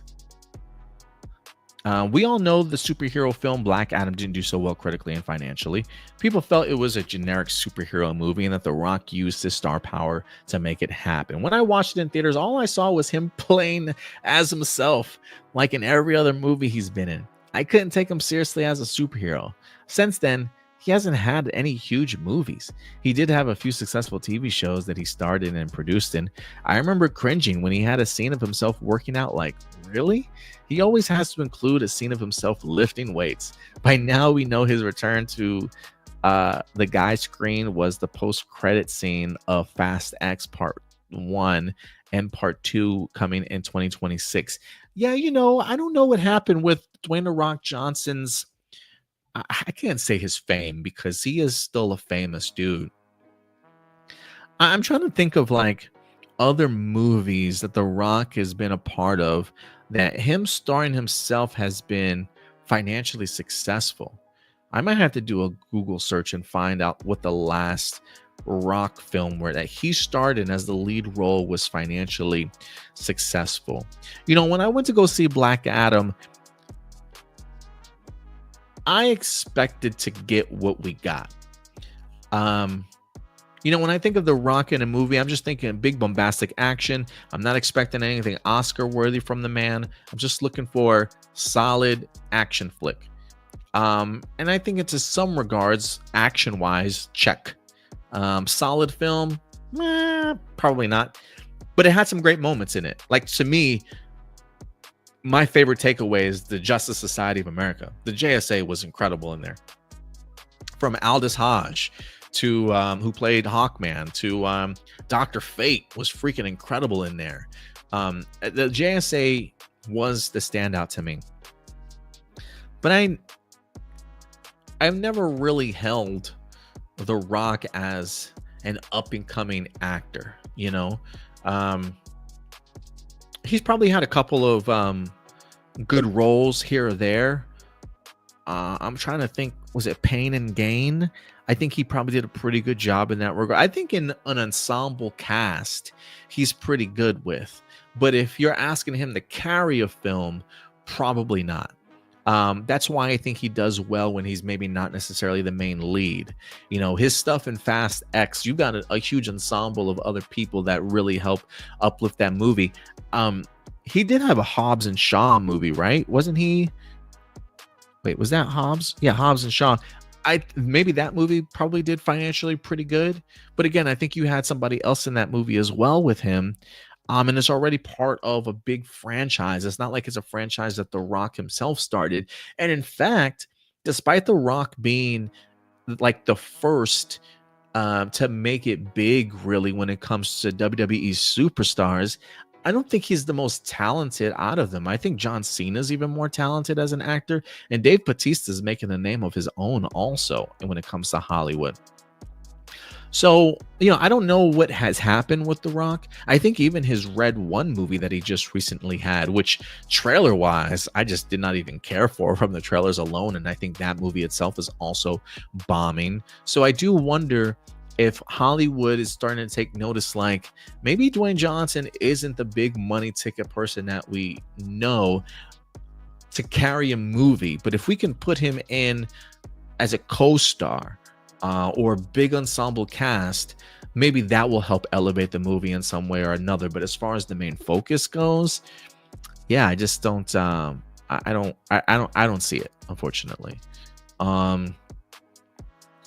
But I got my own opinions about The Rock. I don't know the man personally, but there is an arrogance, I think, that he has, an ego that he certainly has about himself. I mean, I think the idea of him alone of trying to take over DC Studios or DCEU at the time says a lot about his personality. And I feel like wherever he goes, he kind of keeps that sort of mentality. But again, I've never met the dude before. He might be a really awesome guy. That's just the way that his persona, the vibes that I certainly get from him. But I hope I'm wrong, because I do think maybe him as a person, maybe he's a little bit better as a person. But yeah. Marcelino says The Rock's ego and contract of not losing a fight really hinders a lot. And that's extremely chauvinistic. Chauvinistic. Same goes for Vin Diesel and Jason Statham. Yeah, man. Yeah, he's just he's just not a one you can bank on. You know what I mean? Blossom. I know I mentioned the idea of the Rangers using a magic mirror already, but it would be cool if Zordon's home Eltar had a mirror that revealed the truth in others, especially certain parts of themselves, and the Rangers that are that the Rangers are subconsciously hiding. How's that? I've said this a rezillion times already, sure, but geez, oh Roxy, I just have an overactive imagination. I kind of dig the premise. Not so much a mirror that's like mirror, mirror on the wall, who's the fairest of them all, but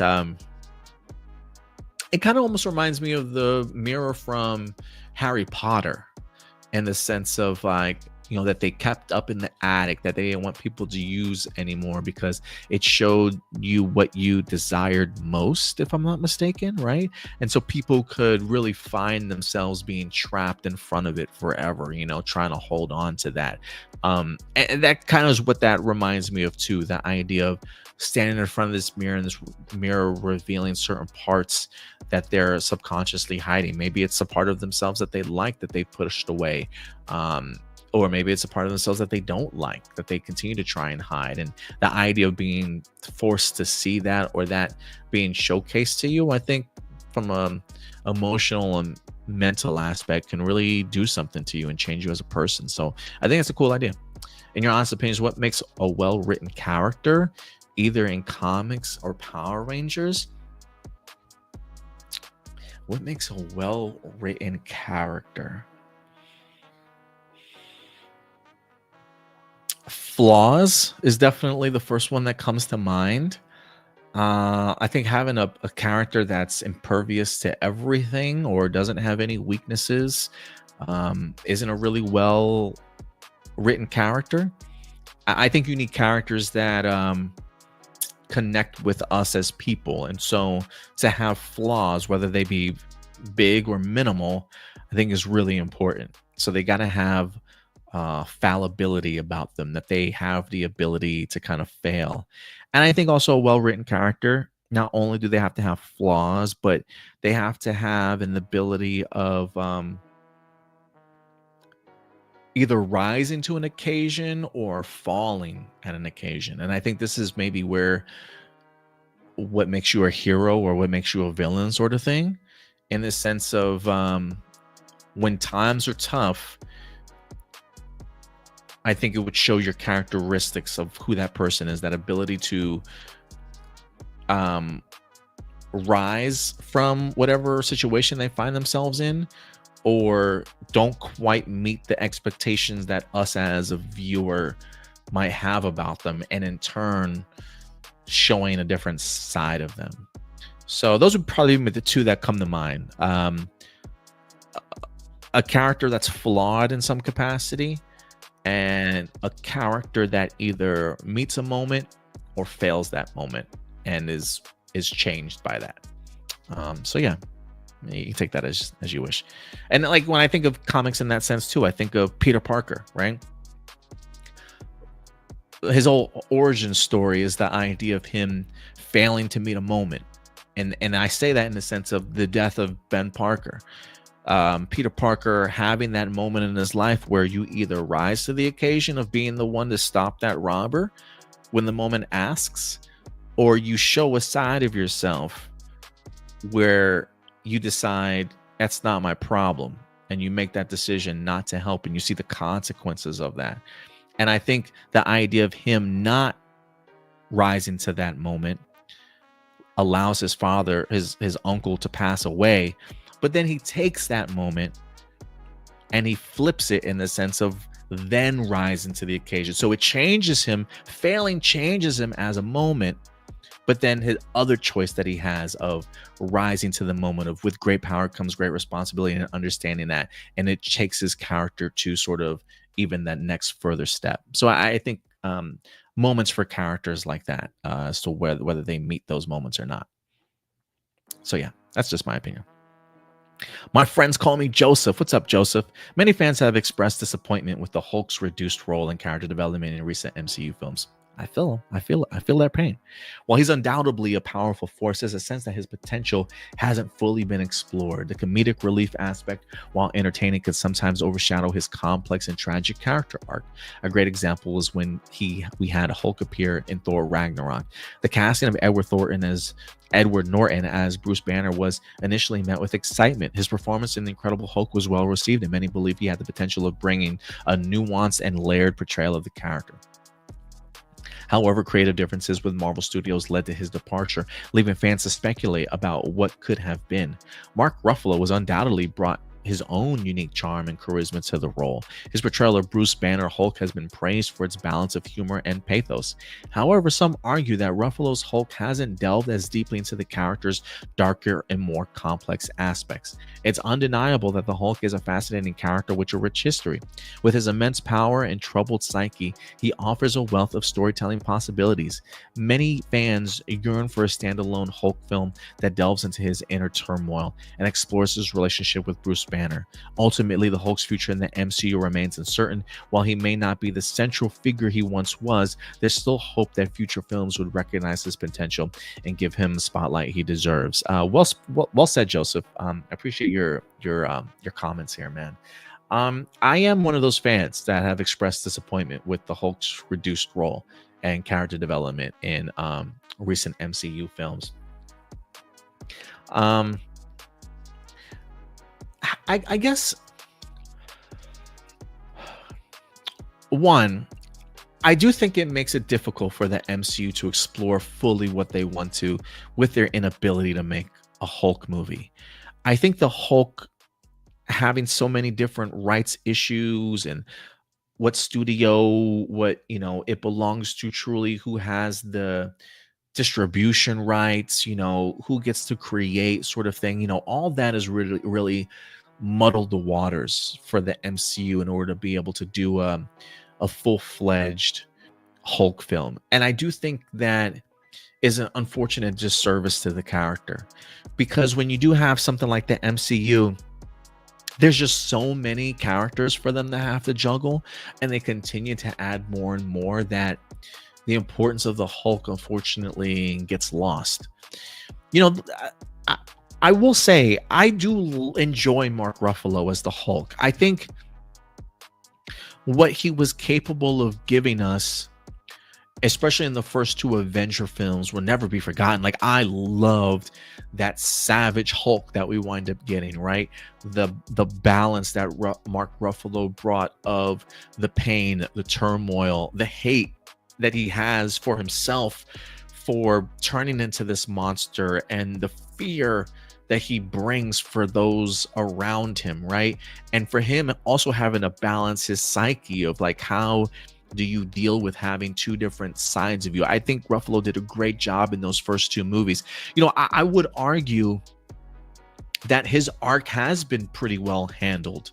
They managed to take that character, flip him on his head a little bit in Thor Ragnarok, while bringing some charm and humor, but clearly still a bad mother effer that you wouldn't want to go against, right? I mean, just look at the gladiator side of Hulk in Ragnarok, just Hulk smash as it certainly gets, right? But I personally appreciated the balance. The problem, though, I think, is where do you go from there? They took a swing with the Hulk and doing the smart Hulk. I appreciate sort of the Dr. Hulk, if you will, and the humor that was infused in him when you get to things like, I was going to say Infinity War, but also really importantly Endgame. But with each new edition of the Hulk, it's not just his personality that changes either, but I think it's like the design style too. He's not as savage anymore. He looks more and more like Mark Ruffalo every time I see this dude. And it's a level of like humanizing him a little bit too much for me. Like, it's not even so much the personality aspect, but it's also just physical feature aspect. Like, if you were to give me that savage looking Hulk from like Avengers 1 and 2, but give me also that Mark Ruffalo doctor humor and him just talking through it sort of thing, I probably wouldn't care as much. But then we go and see him in something like She-Hulk, and he's even funnier and he's less intimidating, right? Like, there's still a level of intimidation that I need from my Hulk that they've kind of clowned him up a little bit. They've kind of taken that away from him a little bit, and now he just looks like more of a sophisticated doctor. And it does beg to question, where do you go from here? Is he going to be stuck in this particular well-balanced sort of more Banner than Hulk from this point on? And now we've got a She-Hulk who's not even savage, really. She's just another human character that looks like a Hulk to me. And so the unfortunate side is, I just don't think that there's room at all for them to be further developed now. Because of the fact that you just have so many characters and so many directions that they want to certainly go in. I'm sure Mark Ruffalo at some point in time is not going to want to be the Hulk anymore. So maybe if the MCU does get rebooted at some point in time, maybe then we will kind of go back to have more opportunities for the Hulk to be showcased. But as of right now, I just don't see it happening, unfortunately. I think the Hulk that we have is the Hulk we're going to get for quite some time. But, maybe they'll give us a gift in something like Doomsday and Secret Wars, where they revert Mark Ruffalo's Bruce Banner into something a little bit more savage to be kind of a threat once again in the MCU. So I guess time will tell, but we'll see. Jessica Friedman, which identity reveal do you think was more impactful? Kara, aka Supergirl, or Clark, aka Superman? And who would you like to be cast as the next James Bond? To be fair, I'm trying to remember if Kara revealed herself as Supergirl in the finale of Supergirl. I didn't watch it.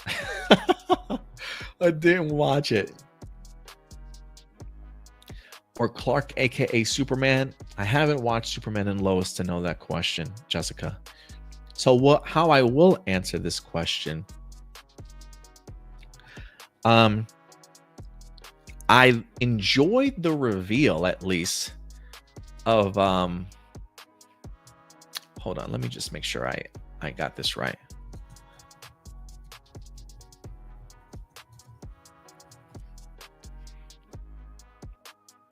Okay, so it says, okay, Supergirl season 6 ending explained. So okay, I would assume then she did was interviewed by none other than Kat Grant, who officially announced to the world that Kara Danvers and Supergirl were one and the same. It was a huge moment for Supergirl, who has been struggling with her identity throughout much of season 6. I'm gonna have to watch it now. Like I didn't know that she did that in the season finale. I am gonna have to watch that now to kind of see how I'm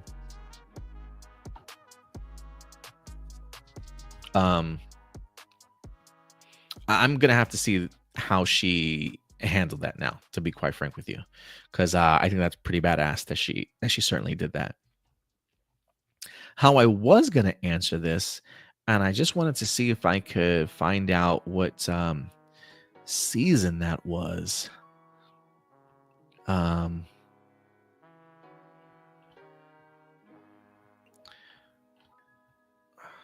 it say what season it was in? Okay, I can't remember what season that was in, but season 4. Here we go, season 4. I was a fan of the reveal of Lena Luthor finding out. I really enjoyed the dynamic of how much it changed their relationship in regards to Kara having sort of this secret from her the entirety of the time, and having that revealed to her. And that was always a really interesting relationship between those two. So I really like the Lena and Kara stuff there in that regards. But now that I know that she outed herself, I'm gonna have to really check that out again. And who would I like to see cast as the next James Bond? Oh God, Jessica, I really don't know. I know a lot of people are putting Aaron Taylor Johnson out there. How tall is he is what I want to know. 5'11". Okay, maybe he can get away with it. I've come to appreciate Aaron Taylor Johnson a little bit more. He's definitely wouldn't be my first choice. I just don't know who. I haven't really sat down and thought about it, to be quite frank with you. I'll have to check out some British actors though, perhaps, and see who might catch my eye. But I'll get back to you on that one, Jessica. Maybe ask me next week. Sam, what's up, Sam? Power Rangers Prime comic book got a crossover with VR Troopers. It's brilliant. I would like to see Beetleborg's Mask Rider or Kamen Rider Dragon Knight in Power Rangers comic book. Didn't Prime just start though? They're already doing a crossover with VR Troopers? That's kind of crazy to me, but yeah, I'm all for it then. Power of the Morphin Grid. We'll assume this is AJ. What's up, AJ? He says Turbo and Justin. Well, Power Rangers Turbo wasn't very well received by fans due to its comedic humor, blending with Japanese footage from Car Ranger, which was a parody series of Super Sentai, and things completely forgotten. Most notably, the Zeo powers, and of course, the character of Justin being a kid who became a ranger.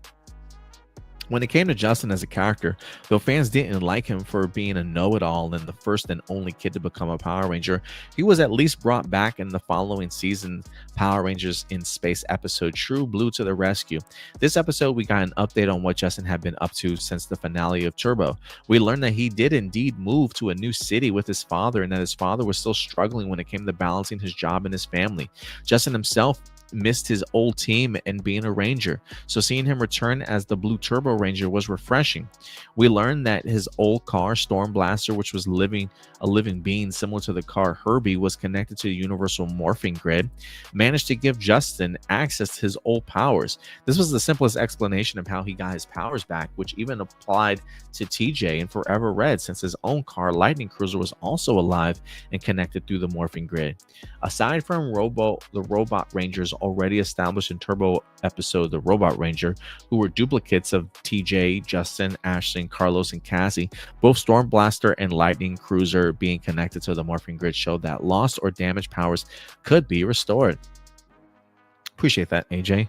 Yeah, I think as a kid watching Justin, I was definitely jealous. Like, how come he gets to be a Power Ranger and I don't? And then I just found it stupid that he was a kid, and then when he morphed, he turns into an adult. I was always like, he should just been a kid in the suit. I think that would have been so much cooler. Doomsday.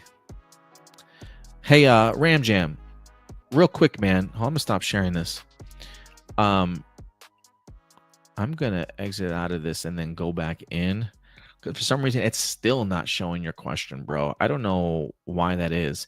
So, Ram Jam, if you are still around, shoot your question into the chat, please. Shoot your question into the chat, and I'll get to it. I'll get to it last.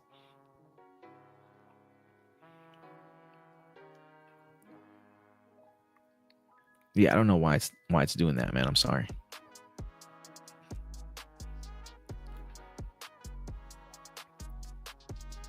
Doomsday. What was the moment that the CW's Flash peaked for you? For me, it was towards the end of season 5 when the Charlotte Quee Wells revealed to Team Flash that Nora was secretly worked with Eobard Thawne. Because that whole sequence played out, I felt like I couldn't even breathe until credits roll. It might have been, I don't know the exact moment where it peaked for me, but it probably peaked season 3 for me, honestly. Was season 4 The Thinker? It was after that I just felt like it started kind of taking a downward turn for me.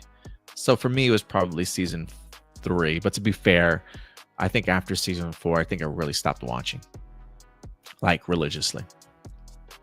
How would you rank all the Super Sentai seasons that you've watched from best to worst? Oh my god.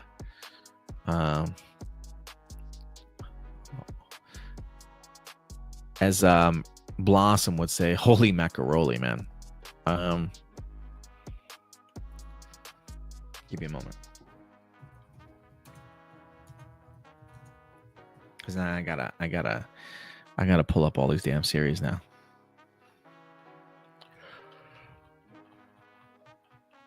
Okay.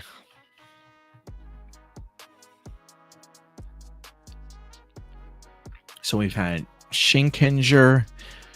I don't think I've seen all of Go Sager, Go Kainger, Go Busters, Q Yuger, Tokyuger, Ninja, Zoozer. I don't think I saw Q Ranger, Lupin Ranger, Pat Ranger, Rio Soldier, Kira Major, Zenkaiger. And I haven't finished Dawn Brothers yet. Okay, so out of the ones that I finished, this is pure biased because this was like my full first Sentai I've ever watched, but it holds a special place in my heart. So this is purely biased, but for me, Go Kaiger. Okay, I know it was an anniversary series, but I love the characters. I love the pirate theme. And I just really love all their arcs and just the family. And Captain Marvelous is just as badass as they come. Okay. I mean, ain't no red touching this man. Okay. Captain Marvelous is my OG. So Go Kaiger is up there for me. After that, I probably will go Tokyuger. After that,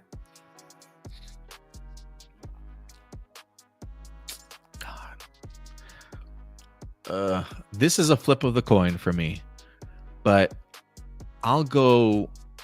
I'm gonna go Busters. Then I'm gonna go Kira Major. After Kira Major, I'm gonna go Shinkinger. After Shinkinger, I didn't watch all of Zoosier. I didn't watch Q Ranger. Then I'm gonna go Lupin Ranger, Pat Ranger.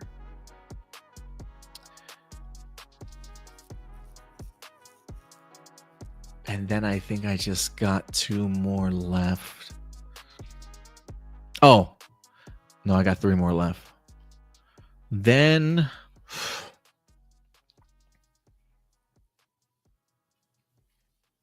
damn it. Then I'll probably put Real Soldier. Then I'll probably put Ninja. And then Zenkaiger. That'd be my best to least. Best to worst. Did you watch the fight between Jake Paul and Mike Tyson? If so, what were your thoughts about it? Yeah, I did watch it.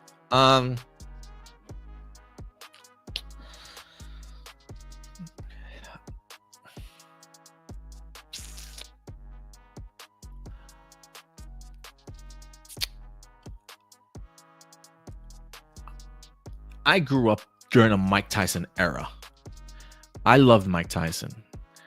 There were plenty of times I sit back and I watch Mike Tyson's highlight reels of just the freaking vicious knockouts. I mean, this man was a killer. He's just a frightening man in general, okay? So I have mad respect for Mike Tyson. You know, I think the idea of him being a 58-year-old, first off, being a 58-year-old man and getting in a boxing ring with anybody takes fucking guts and balls. Mike Tyson is a special human being.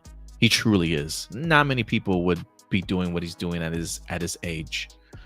I think when you are as powerful as a puncher as Mike Tyson, you always have a puncher's chance. But Mike Tyson is 58 years old. You know, he doesn't move like he used to. His legs look shot. He looked like a 58-year-old man.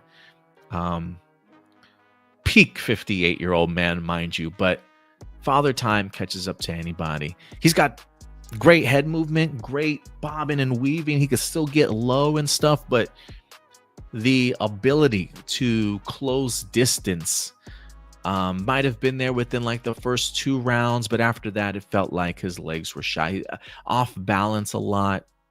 I think if Tyson's legs were still good, he probably would have had even a better chance. I think Jake Paul, after like the 3rd or 4th round, could have put Tyson on his ass. If not on his ass, I think he probably could have damaged him up a lot more than he wanted to. But I think Jake Paul has truly the utmost respect for Mike Tyson. And I think that even showed before the bell rang at the end of the 8th round, where he bows and he thanks him and he, does the, I'm not worthy sort of bow in front of him. I mean, there is an utmost respect for this man. And when you're fighting somebody that is like a hero to you, I can understand Jake Paul's position of not wanting to do more than he already did. And granted, look, I'm sure Jake didn't want to get punched by this dude either. You know what I'm saying? So you keep your distance. And look, was the fight fixed? Maybe. Maybe they're like, look, let's not embarrass Tyson out here. Not that I say that Tyson's gonna get embarrassed. I think if you get 2 close quarters, you give Mike Tyson an opportunity to land one good one on you, and you're done for. But I do think that there are definitely moments that Paul held back in doing a lot more that he probably could have done in that ring. So whether or not people want to say, look, it was he was paid not to take the fall or paid to stretch it out all 8 rounds, that I don't know. I really don't know. But uneventful, I don't know what I was expecting from a 58-year-old Mike Tyson, but I definitely was hoping that he would knock the out of Jake Paul, but it didn't happen. So uneventful. The other fights were much more entertaining, to certainly say the least, especially that last women's fight was absolutely incredible. But, boring. I'm glad I didn't have to pay for it. I'll just say that. I'm glad I didn't have to pay for it. Marcelino, many people wanted Jensen Ackles to be the next Batman. However, Jensen Ackles has been cast for The Boys prequel spinoff Vought Rising. Now, this is just speculation, but personally, I don't think he's going to become the next Batman. He's going to be a main character in the series, and that's going to complicate things if he's also going to play Batman. And I assume Batman is going to play a big role in James Gunn DCU. Well, look, I don't know when Batman's even going to be officially cast. I do think everything is all about schedules. To be fair for Jensen Ackles, I mean, how long does it take them to give us a season of The Boys sometimes, right? So I do think there's a possibility that he can still play in The Boys prequel spinoff series for Vought Rising and still do the Batman for James Gunn. I just honestly think it's going to come down to scheduling and any conflicts that he might have. The fact that right now Brave and the Bold only has a director attached and Andy Muschietti, no writer attached as of right now that's been announced, I think gives Jensen Ackles some time. I think he could still play in The Boys, film his stuff, and who knows, maybe after he's done filming, I don't even know if they've even begun filming or when filming begins for The Boys, but I would expect that The Boys prequel would probably start filming before the Batman movie even comes into play. And so I think it's really going to come down to time. Because, nowadays it takes 2 or 3 years for us to sometimes get a next season of any show. And so I do think that you can have Jensen Ackles maybe film The Boys stuff first, and then maybe once he's done filming with that, he's going to do something else. I mean, Pedro Pascal is everywhere. I mean, I don't know how this man manages to do it. He's in movies, he's in television series. I mean, he literally is in everything, right? He literally just filmed the Fantastic Four movie, and then I'm sure he probably had to do some roles in The Mandalorian and Grogu. To be fair, yes, The Mandalorian and Grogu stuff does have other things, but he also is in The Last of Us too, right? So if Pedro Pascal can do it, Jensen Ackles can do it, and it really is all going to come down to scheduling. Now, if The Boys prequel spinoff is filming the same time as the Batman Brave and the Bold, then yeah, that'll probably take him out of his running. But until further notice, I think Jensen Ackles is as good a choice as anybody, along with anybody else that's out for the running. So don't count him out just yet. Laz Alonso, the actor who played Mother's Milk on The Boys, has expressed his desire for The Boys to conclude in a movie. Here's how he wants to play out. The series finale of the show would then set up and lead into a movie where everything concludes. He's been unsuccessful, but still pitching the idea that Eric Kripke before season 5 begins filming. What do you think? I think it would be a really cool touch. I mean, they've been talking about the Boys, the movie inside of the series itself. It would be pretty cool if they actually made an official Boys movie. But Eric Kripke has, I think, handled this franchise well. And there is a part of me that thinks that with season 5, it's probably going to be the end. I think Eric, especially, he just had a really great, if you look on our Facebook page, we just posted an article from him over at collider.com where he talks about his fears of pushing The Boys for too long, becoming almost a satire of what he's creating with the series itself. I think he doesn't want to become what he jokes around about in the series itself. You know what I mean? So I think he has an understanding of when it's time to end. So do I think we're going to get The Boys movie? No. Do I think it would be cool? Yeah, I would be down for it, but I don't know if Eric would. Marceline, so last question. One thing I constantly notice your Facebook page is username Anthony Rodriguez, where he constantly makes comments about Kathleen Kennedy ruining stuff. Oh God. Oh my God. One thing I constantly notice on your Facebook page is a username Anthony Rodriguez, where he constantly makes comments about Kathleen Kennedy ruining Star Wars or Marvel becoming bad because they focus on diversity. I don't have problems with a difference of opinion. My problem is he's not interested in nuanced critique or having meaningful conversations with people who disagree with him. He's just closed-minded. My question is, why haven't you blocked him or banned him from your social media page?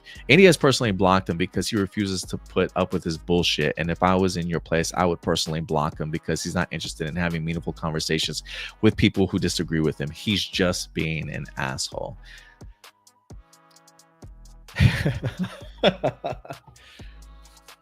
You know, Marcelino, it is interesting that you bring that up. And I say that because it is something that I constantly go back and forth and think about, you know, to be honest with you. And like I said at the top, you know, I haven't really blocked anyone before from the page until recently.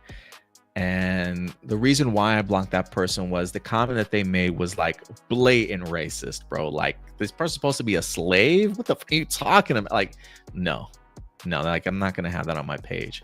But you are right. You know, Anthony pushes his limits.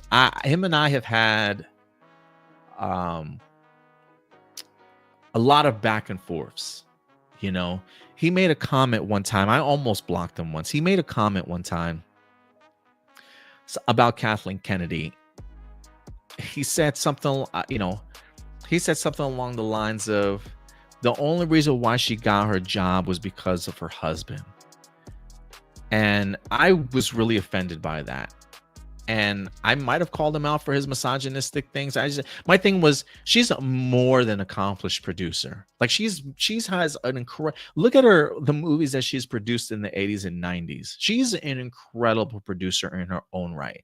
And there is something very misogynistic about the idea of undercutting a woman's accomplishments because of a man, because somebody handed you a job. No, she earned what she got. And yes, I know Indy has blocked him. Why I haven't blocked him yet, Marcelino, I don't know. Maybe there's a part of me that I'm not like I can fix him. I'm not that type of person either, you know. I don't know. I did block somebody else today too. Outside of the racist comment in regards to Star Wars. And it's always the Star Wars guys, bro. It's always the Star Wars guys. This guy just would not leave me alone earlier today. He was clearly living in an alternate reality, you know, like one of those people that just live in like an echo chamber. I think what took me over the top was the idea that this guy said, all the Facebook pages that want to see a new Rey Skywalker movie, they're all fake pages. They're all Disney promotional pages. And I'm like, bro, see, like, if I'm like, bro, I'm a real person. I've got 2,000 subscribers on my page. I talk about other things outside of Star Wars. Like, I'm a real page. And he's like, oh no, you're not a real page. You're a fake Disney promotion page. I'm like, and it's like, you are literally living an entirely different reality from me. Like, we went forever, bro, like all day long. Like, he just became annoying as hell to me. And I eventually just banned him because it was one of those things, like, you are literally living in such a separate reality from the rest of the world, bro, that like I just don't want you on my page anymore, you know. But you're right. You know, when it comes to Anthony,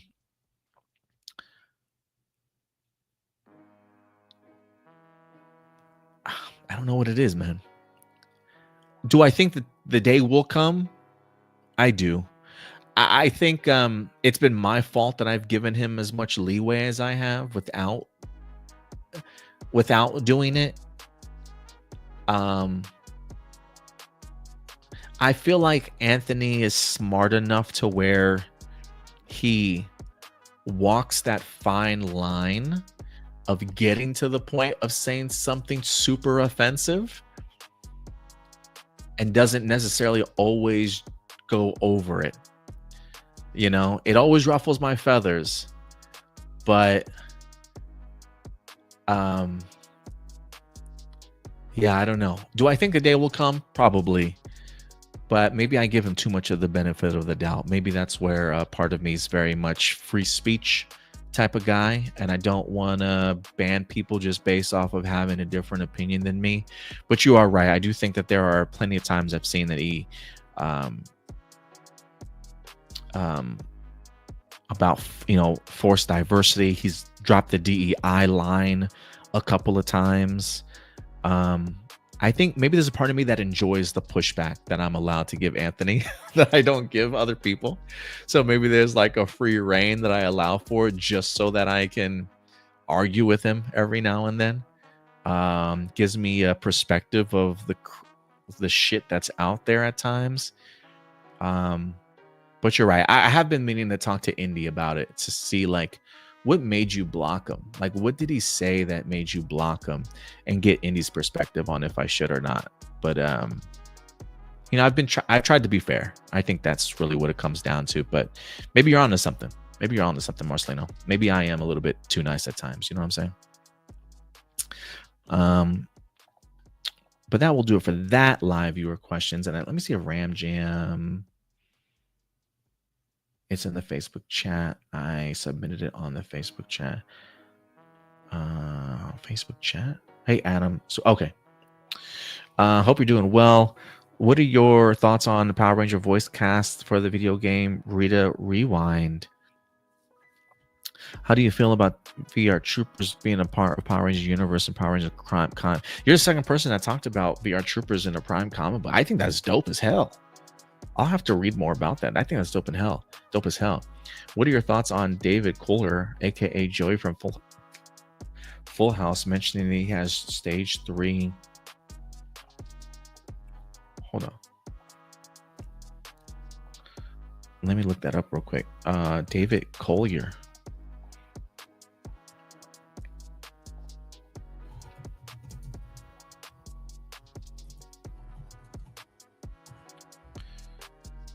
Non-Hodgkin lymphoma.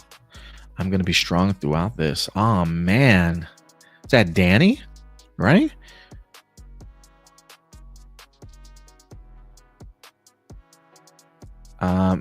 He says that Full House actor 65 tells people exclusively he was diagnosed in October after an upper respiratory infection caused major swelling in his lymph nodes. As his swelling increased rapidly, with one area growing to the size of a golf ball, CT scans as well as a biopsy, which ultimately gave him the news that changed his life. 3 days later, my doctor called me back and said, "Hey, we wish we had better news for you, but you have non-Hodgkin's lymphoma, and it's called B cell, and it's very aggressive." I went from I got a little bit of a head cold to I have cancer, and it was pretty overwhelming. This has been a really fast roller coaster journey. With non-Hodgkin lymphoma, white blood cells grow abnormally, causing tumors to grow throughout the body. Swollen lymph nodes are a symptom, as Collier experienced, as well as chest pain or fever. B-cell lymphoma, the type he has, is rare and attacks the skin. Upon learning of his diagnosis, along with some of his friends and family and his wife, immediately worked together to meet his diagnosis head on. We all kind of put our heads down and said, okay, where are we going? We have a very specific plan on how we're going to treat this, noting that a bright side of his diagnosis was his bone marrow test came back negative. At this point, my chances of curability went from something low to the 90% range. So that was a great day. 2 weeks into diagnosis, he immediately started chemotherapy. He shaved his head, preemptive strike, and as a preemptive strike, and opens up his experience further. Man, you know, best of luck to him, man.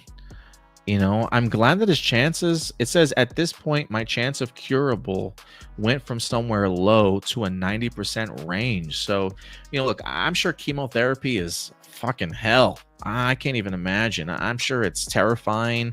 I'm sure the pain and stuff this man's got to go through is, you know, unimaginable.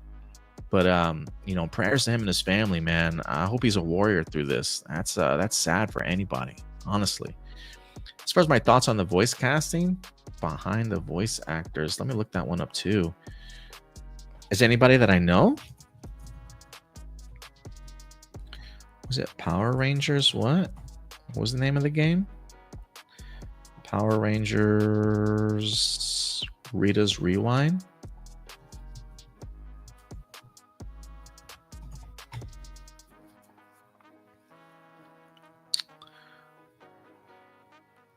AJ, I don't even know if I know any of these people, man. Honestly. Yeah, I don't know any of these people. They may be, I don't know if they're popular voice actors or not, or if they've been in other shows. I don't really keep up with voice actors like that, unfortunately, but I am eager for the game. Everything that I've looked at, it looks pretty damn incredible, if you ask me.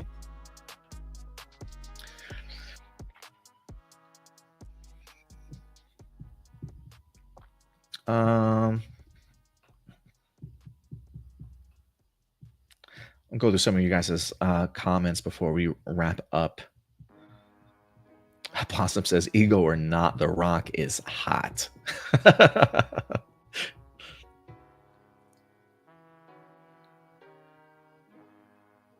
Oh, Blossom even knows the mirror of Erised, if I'm pronouncing that right. Marceline says, also, a character can be well written while also at the same time being a Mary Sue. If it's a showcase that the person is perfect, but their society isn't perfect, it needs to do better. Yeah, I'm sure you could probably get away with it, for sure. I'm just talking from my perspective, you know. I didn't even think of the concept of a Mary Sue when I was talking about it. I was just really mentioning anything that kind of comes to mind for me, what I like to see out of my own characters.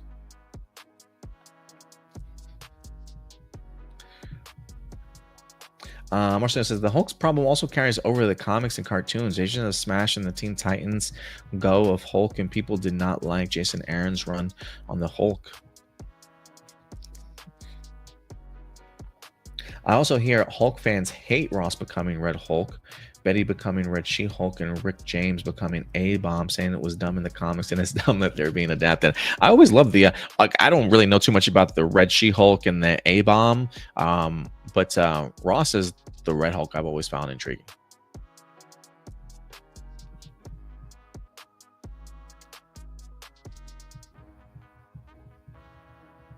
Appreciate you submitting your question over, Ram Jam.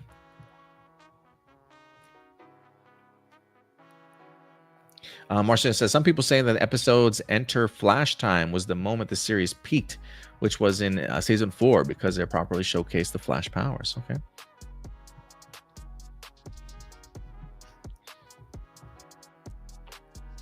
You know what? The Super Sentai question. I have also seen. I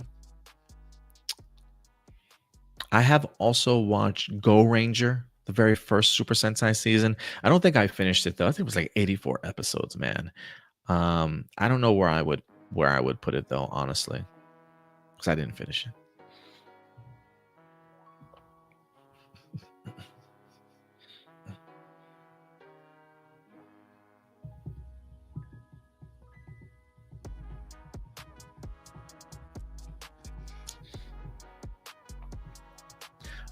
Marcelino says, I don't mind people making criticism of Kathleen Kennedy. I have my problems too, but he's not interested in hearing the other side of trying to balance it out.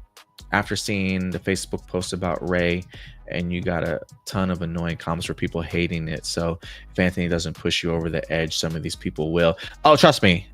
In my group chat for the Facebook, I reached out to the group chat for APlus Opinions, talking to some of the people that I work with, and I was like, guys, I have a confession to make. I says, they're like, what is it? I was like, I think I enjoy arguing and making fun of Star Wars fans way too much. Like, I really enjoy making Star Wars fans cry sometimes. Sometimes I love a good argument. At least when it comes to Star Wars. Let me see exactly what I what I wrote to the team the other day.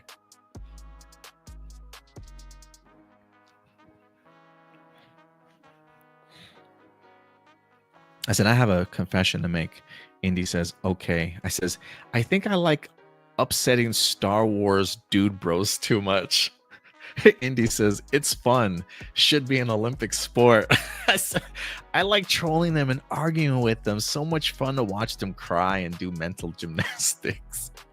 You know, they're like, when I anytime on, especially on our Facebook page, when I post anything Star Wars related or take talk good about Star Wars in any way, I get floods of the most hateful shit you guys will ever read.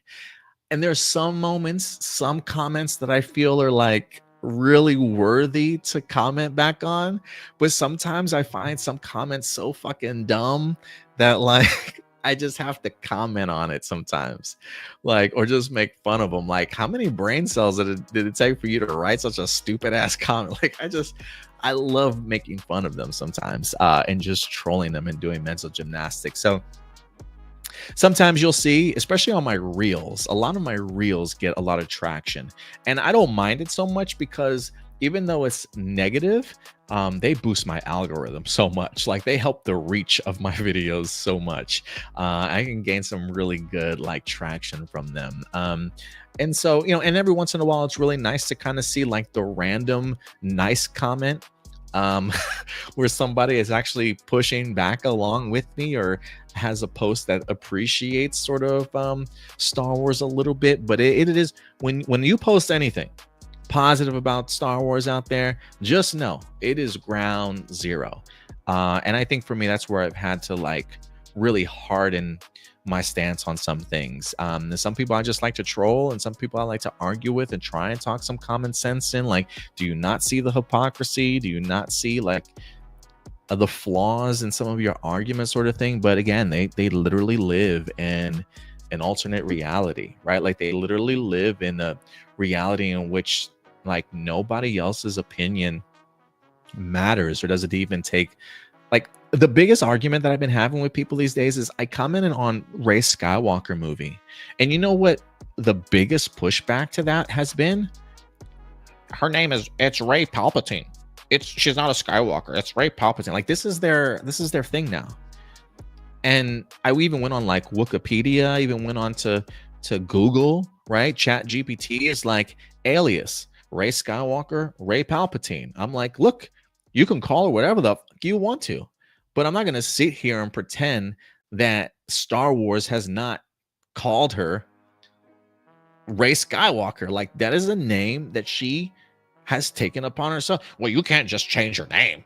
You can't self-identify as whatever you want to. I'm like, bro, is she a Palpatine? Yeah, she's a Palpatine. But I'm sorry, if I found out that I'm the grandson of fucking Hitler, you think I'm gonna walk around with Hitler's last name? Fuck no, I'm gonna change my name.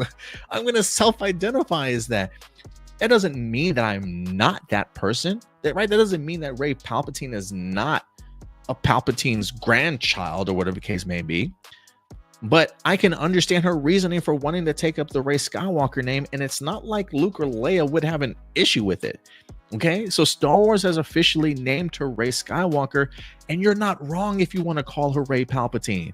But to just disingenuously dismiss the idea that her name is even Rey Skywalker boggles my mind. It boggles my mind. Like, they choose to live in an alternate reality where Rey Palpatine is her one and only name. And it's like, you can call her by whatever you want to, guys. Like, I don't know why it ruffles your feathers so much that me and the majority of media and Star Wars themselves refer to her as Rey Skywalker. And it's literally like talking to a fucking wall sometimes. They literally just live in an alternate goddamn reality. It's really scary. It's really scary. Marcelino says, a part of me thinks that you personally know Anthony Rodriguez as a person, and that's why you give him a chance after chance, because I've seen people like that, and that's the case. Then I understand. I don't know this dude from it. I don't.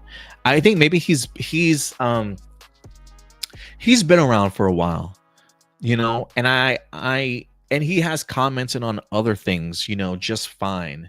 And I feel like maybe if he approached this with everything like in a negative aspect, then maybe I would have more pushback.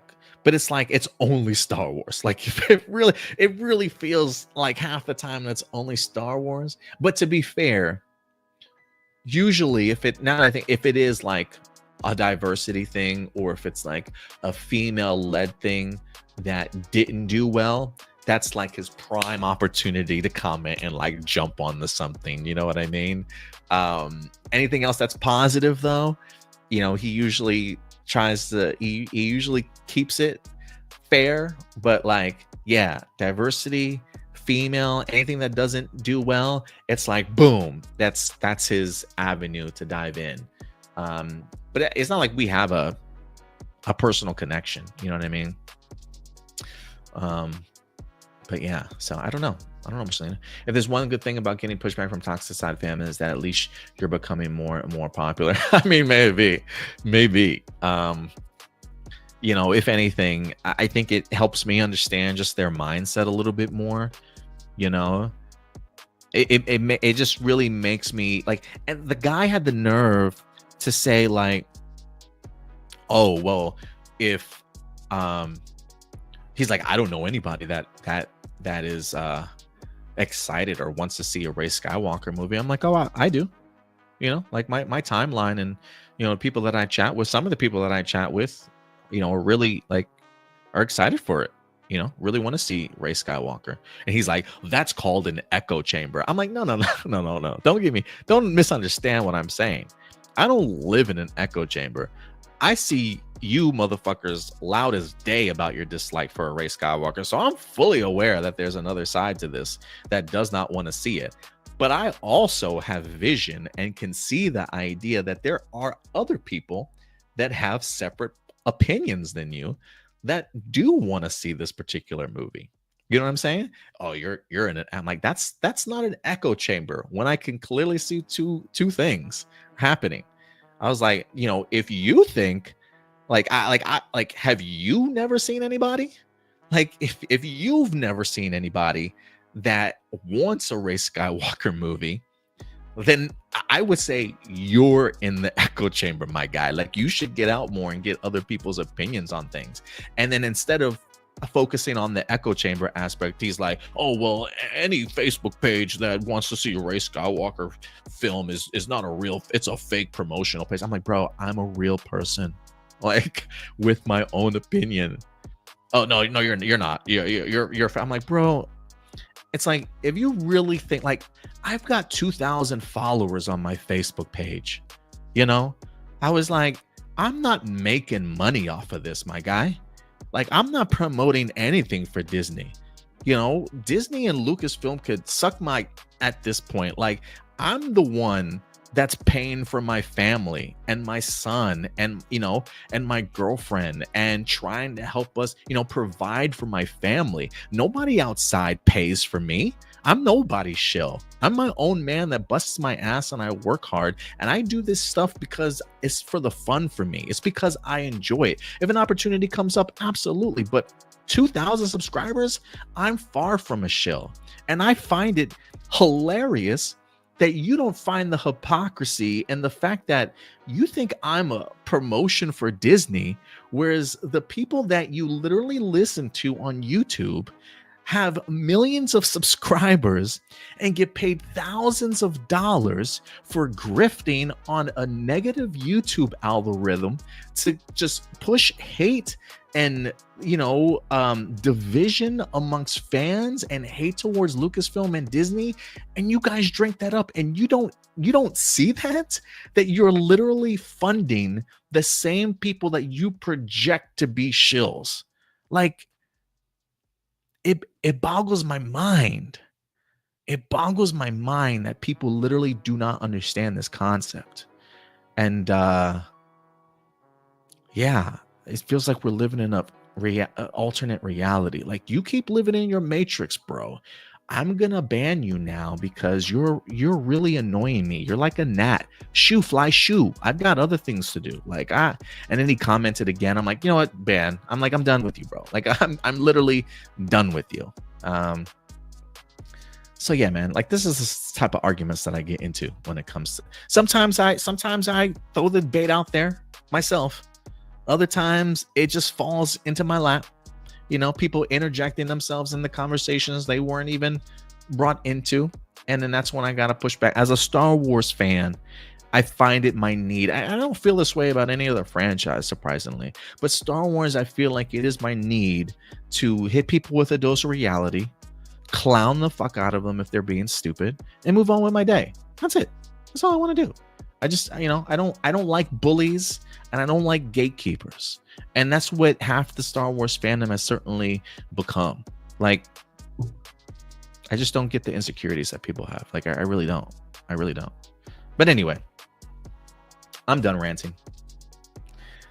TV book shows. What's up? Facts. Like, yeah, I'm just, you know, I don't let them ruin my day. They annoy me, but I don't let them ruin my day. In fact, I try and troll them and get them upset. Eventually, I started just leaving this man clown emojis and laughing emojis. Like, you're such a clown, bro. Like, I'm like, I'm done with you, man. And then I eventually banned him. But yeah, stay strong out there, guys. Stay strong out there, because people will always try and ruin things that you love and enjoy. And you know, it just gets worse because it's social media these days. But stay true to who you are, okay, and what you enjoy. But that will do it for us today, ladies and gentlemen. So thank you so much for everybody that certainly joined us. Billy, Adam, you're doing a great job. Star Wars has been a roller coaster of ups and downs. Yeah, it definitely has been. It definitely has been.